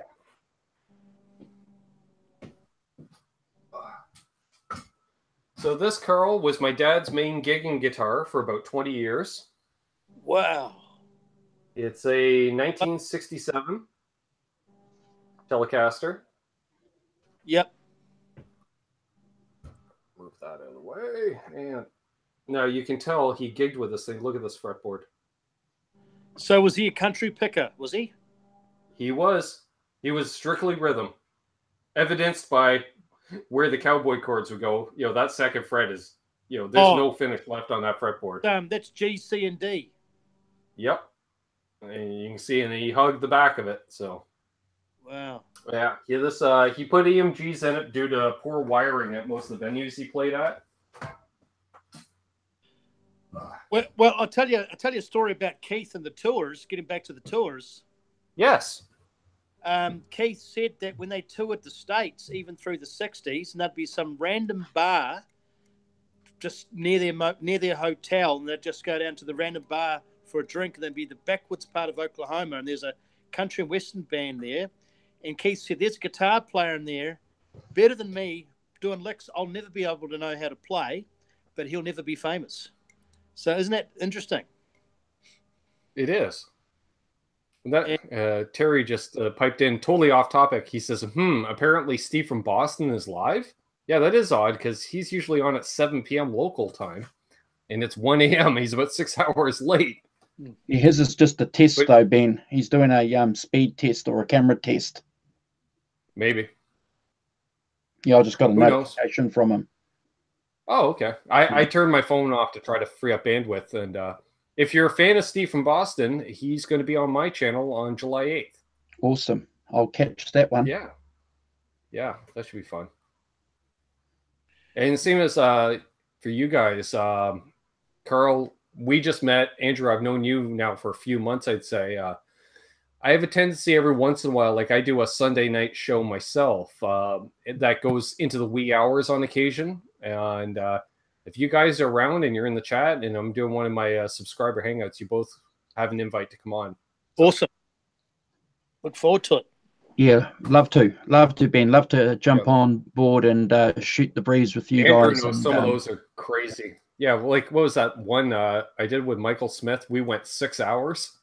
I caught 4 hours of it. Yeah. Yeah, from work, I believe. Yeah. Because, yeah, that's what we realized when we ended it. It was at like 4 a.m. my time. And I realized there was nothing but Aussies and Kiwis watching. We had about 7 or 8 diehard watchers. It was like Andrew and I think Tone Bolts and Shane from In the Blues was watching. And I'm like, wow, okay. The guys from the UK were jumping in during like their breakfast or something like that. Yeah, well, no, that just shows you. It shows you music is a universal language, and there are Stones nuts and guitar nuts. I mean, I'm going to go off topic myself, and I got into this band. Well, everybody heard that song "Shocking Blue," Venus, right? Yeah. So they did a random song called "California, Here I Come." It's a great song, not a bad band, but their native tongue's Dutch, and these bands learn how to speak English just because I love the music so much. Yep. And so not only are they learning English, but they're singing about American themes. That's how influential it all is, isn't it? Exactly. It's huge. Well, like I fully agree in the fact that even you look at all the British bands, very seldom does a British singer sound British when they sing. Right. You know, like I could understand, like I could probably watch an entire interview with Ozzy Osbourne if he sang his responses. Oh, he's something else, that guy. I knew that would get you going, Andrew. Well, they started out as a blues band, those guys. Yep. And actually, Geezer Butler's hero was Jack Bruce from Cream. And that blues jazz morphing that those guys got into, because let's face it, blues can be not necessarily dry up, but you can reach a what's the word? You can reach a brick wall, because you've got 3 chords and 12 bars. With the jazz, obviously, those guys could expand. But what's the line? Jazz, you play 50 chords for 5 people, and rock, you play 5 chords for 50 people. Yeah. I think Keith had another one too. 3 chords, 2 fingers and 1 arsehole or something. Yeah. That's Keith. Yeah. I always think that Dave Nestor says that Keith Richards could do more with 2 fingers than most people could do with 4. Yeah. Oh, unbelievable. But yeah, no, I'm glad that you've touched on about the Canadian scene, because I'm oblivious, and I've got to say this is a bit like Creedence Clearwater, who are a bunch of Californians who are from Bakersfield, sounding more southern and swampy than the people from Louisiana. Here you have a whole bunch of Canadians, and their saving grace was the drummer Levon Helm. It was actually from Arkansas, sounded more southern than the Southerners. So it's unbelievable. And see, now Levon Helm, there's the tie-in with Ronnie Hawkins, because Ronnie Hawkins and Levon Helm are from the same little old town in Arkansas. Yeah. And I know that Levon Helm's last album that he did before he died is awesome. It's a beautiful album. Unbelievable. And actually, my dad had started a project with a guy by the name of C.W. Gatlin, who's in the Rockabilly Hall of Fame, who was a friend of Ronnie Hawkins as well. He came up to Canada to start a rock and roll blues band in the early 80s, and he tagged my dad as his rhythm player. Warren Gatland. What's that? He's a 5th cousin of a New Zealander called Warren Gatland. I believe so. Sure. All I know is here's the lifestyle that I grew up in, folks. Like, if you want to talk about the kid of a musician, age 7, okay, you're in 2nd grade, age 7, and your dad tells you, this guy from Arkansas is moving in with us. We're starting a band together. Guess what? You're sharing a bedroom with your 3-year-old sister. Annoying. And then they brought up a drummer from Arkansas as well to start a band, and he was sleeping on the couch in the practice room, which is the room next to the room I'm broadcasting from in now. Wow. Yeah. And unfortunately, the band never quite took off. The guys went off and did other things, but my dad's kept in touch with them, and and it was crazy. In the early 90s, this guy, CW, was looking to put another rhythm and blues band together to tour Canada. He wanted my dad, obviously, because he thought my dad was one of the best rhythm players he'd ever played with. And he offered me a gig in the band as well to tour Canada. And the idea was to tour for 3 months and then go to Levon's house to record an album. But unfortunately, we couldn't get it off the ground due to, I think he had some problem with some travel work visas and things like that. So and I couldn't get it at least in my apartment. And, it was a hassle. Levon Helm has a connection with Neil Young with the album On the Beach. He does an amazing drum tracking on a song called Revolution Blues. Right. Which is mind-blowing. So, isn't it? And all these people... I've been a huge Levon Helm fan. Which is one of the few blues songs that Neil Young recorded. I think there's a couple on that album, Vampire Blues as well, too. Yeah. All these people we talk about are connected in some way. Oh yeah, and that's the thing. Like even on a global level, the music business is not a big business, really. Like there's so many connections. It's like the 7 degrees of separation or whatever. Like, like we can tie bands together left, right, and center. It's all a big family tree, whether it be an influence or in a band together or because you're what have you. Through your father, and we're talking about the Beatles. George Harrison was a big country and western nut, and he loved the guitar player from Buck Owens. Yep. Oh yeah. What's his name? Ringo Starr. My dad's always sending me damn clips of him. My dad will be like, I'll get home. I could get home because my dad's retired. I'll get home from a gig at 3:30, quarter to 4 in the morning, and there's the dad on the computer watching YouTube of, like you say, a Buck Owens or something. He's like, hey, have you ever heard of like Roy Buchanan or something like that? I'm like, yes, Dad. I'm aware of who Roy Buchanan. Well, I didn't know. You listen to a lot of that. What was he called? Garage bands and doper music, as he calls it, because anything with distortion has to be for dopers or something.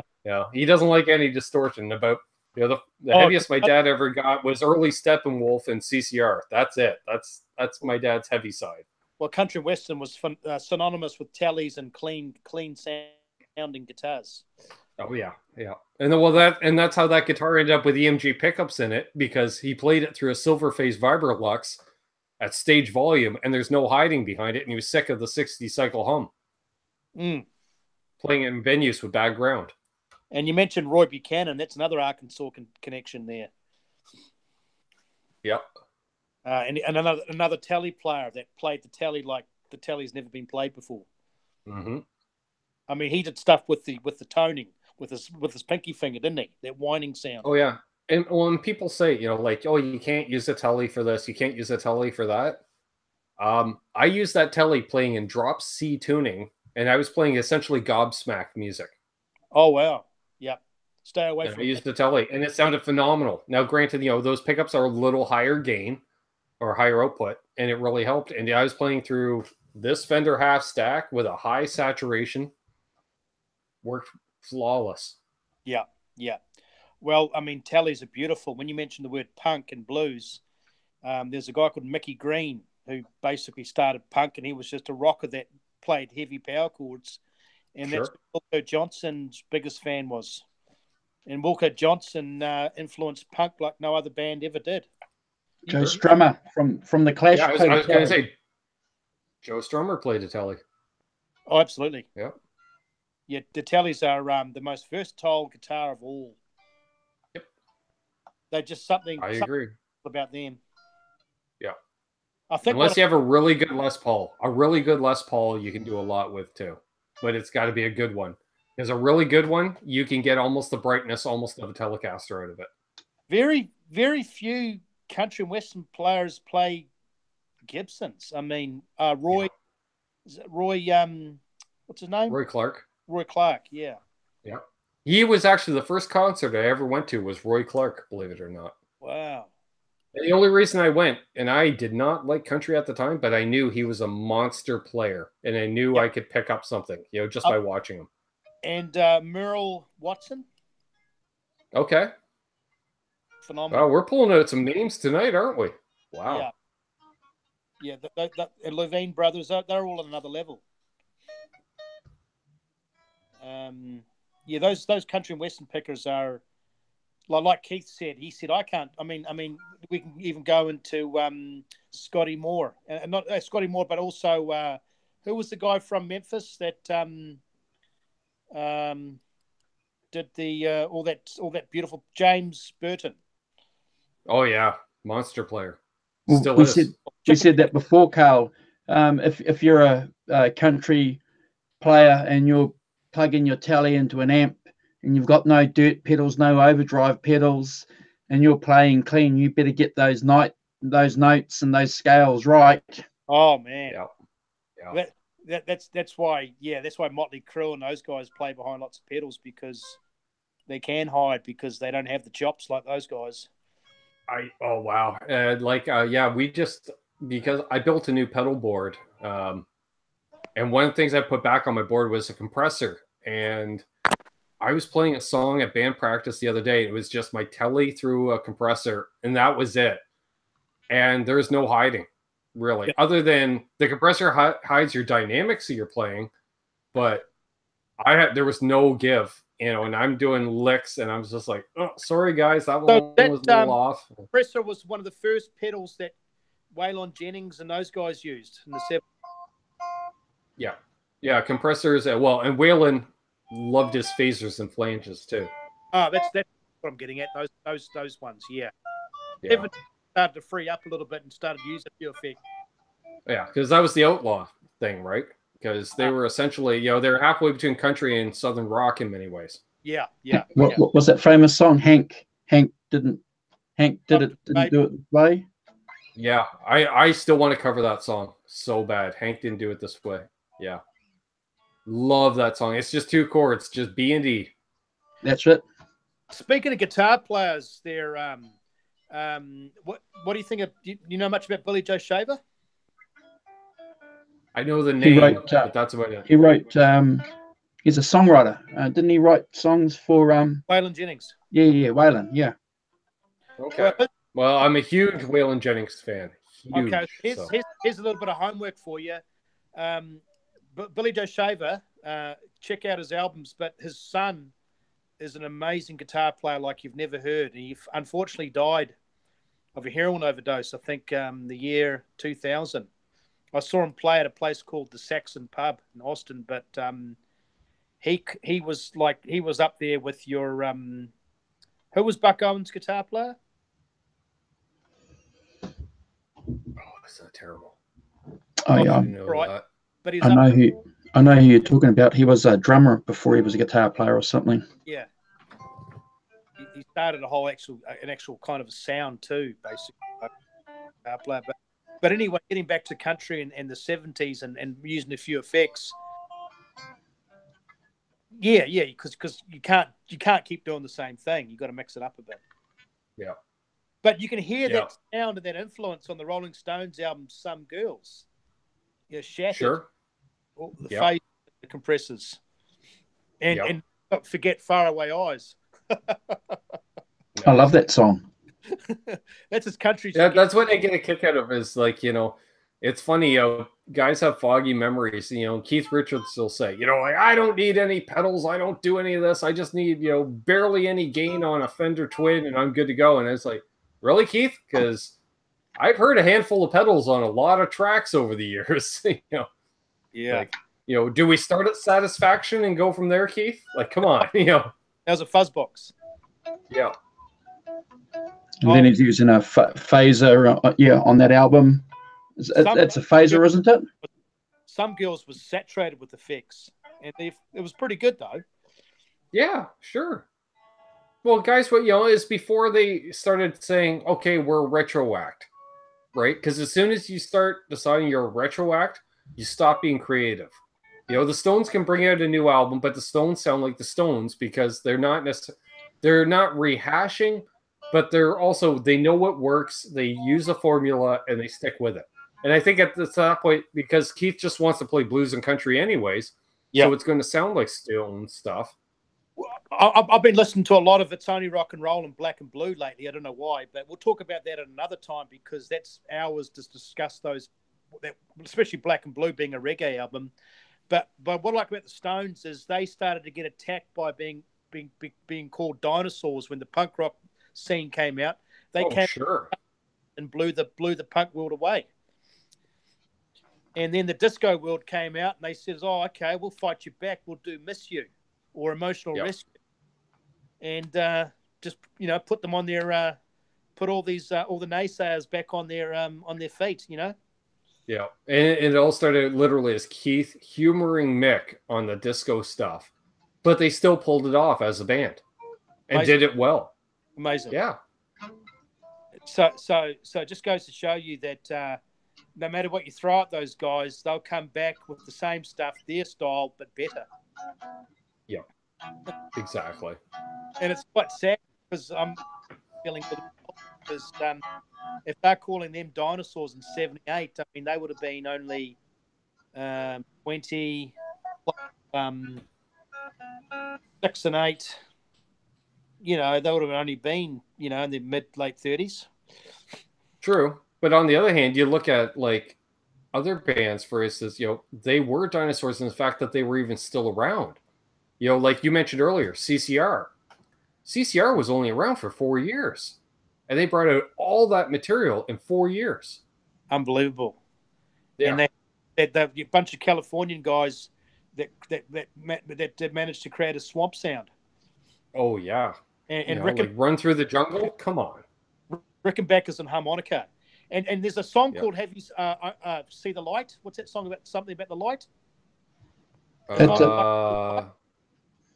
People don't as long as I can see the light. Yeah, John Fogerty does that sax solo. Yep. John Fogerty was so good. He was kind enough to have his brother and his buddies in the band, but he was actually the band himself. He could play every instrument. Oh yeah. He did. Well, it proves the band was never the same after he left.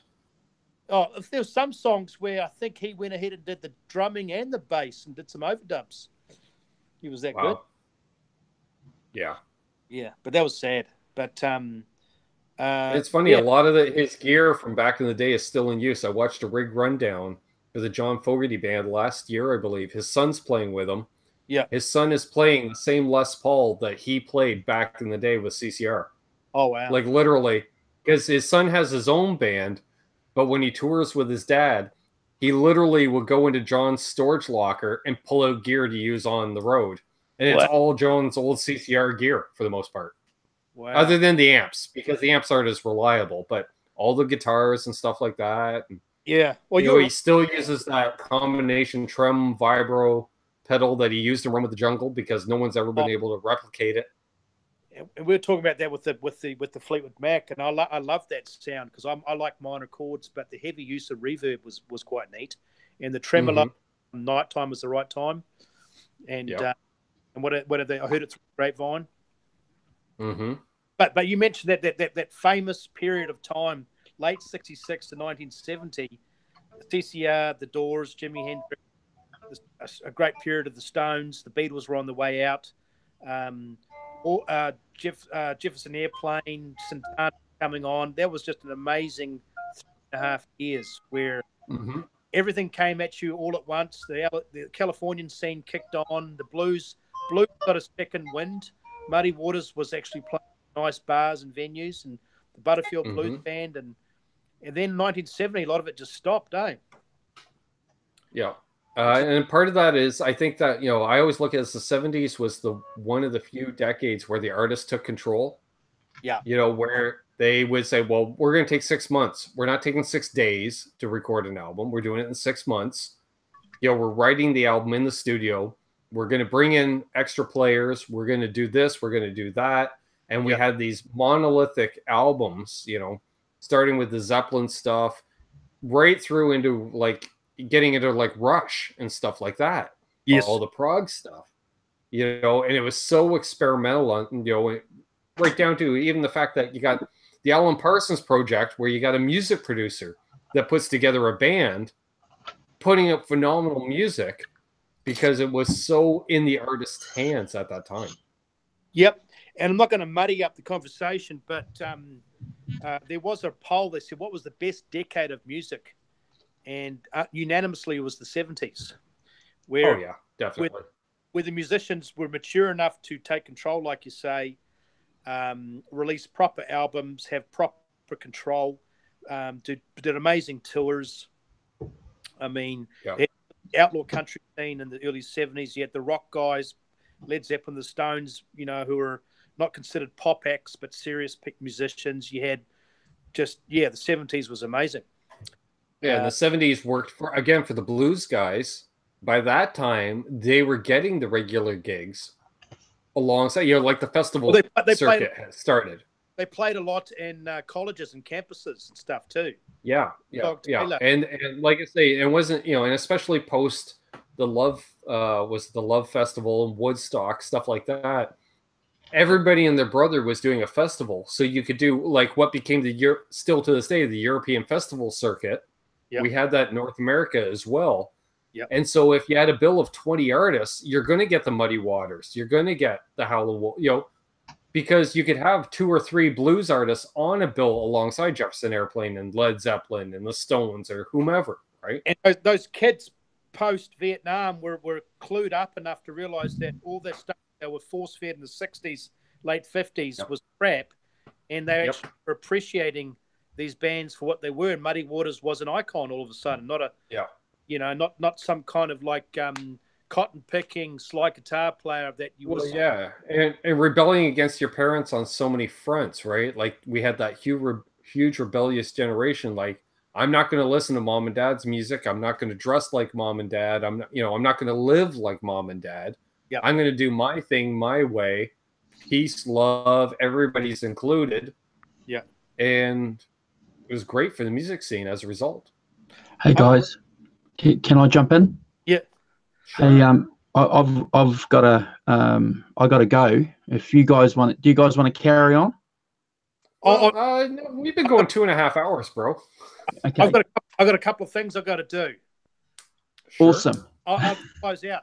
But can I just say one more thing? And please do. Just to coincide with the 70s music and country western picking and Neil Young and closing out.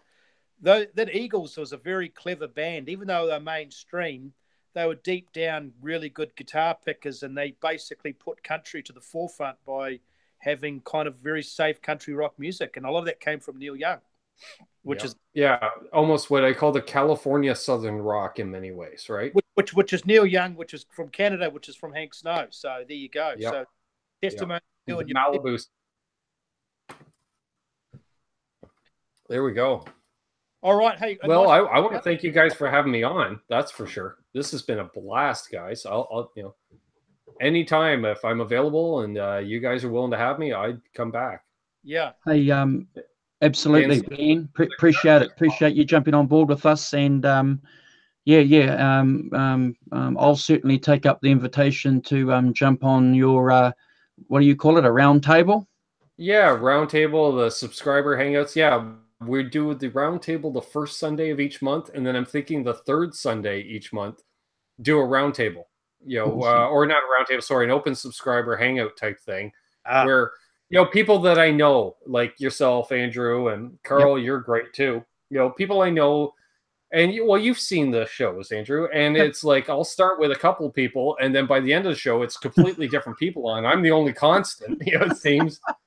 People come in, they go to bed, somebody else jumps in, it's cool.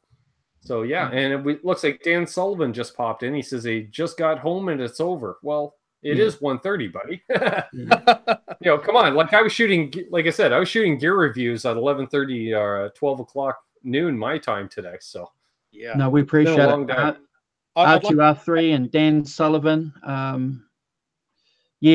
Appreciate you guys jumping on board. Terry, appreciate all the kind words. And Scott, that's really good. Thanks, guys. Scott Nicholson. Yeah, I didn't say hi to Scott earlier. Another fellow Canuck. We got a lot of Canucks in here tonight. Wow. That's all because of your promoting the show. Appreciate it. I do what I can, buddy. I want to see you guys do well. There's lots of room for everybody in the YouTube world. Thanks, man. I'm just glad to be part of it. Thanks. And like I said, I caught a couple of shows and stuff, and I was like, okay, these guys know what they're talking about. They're passionate. It's awesome. So I was more than willing to jump in anytime. And, like say, Andrew, we talk during the week, and if I got a weekend off, if I'm not gigging or something, it's cool. I love it. Appreciate it, Ben. Awesome. You want to say anything, Carl? I just want to close out by saying, just to reiterate what Ben said, that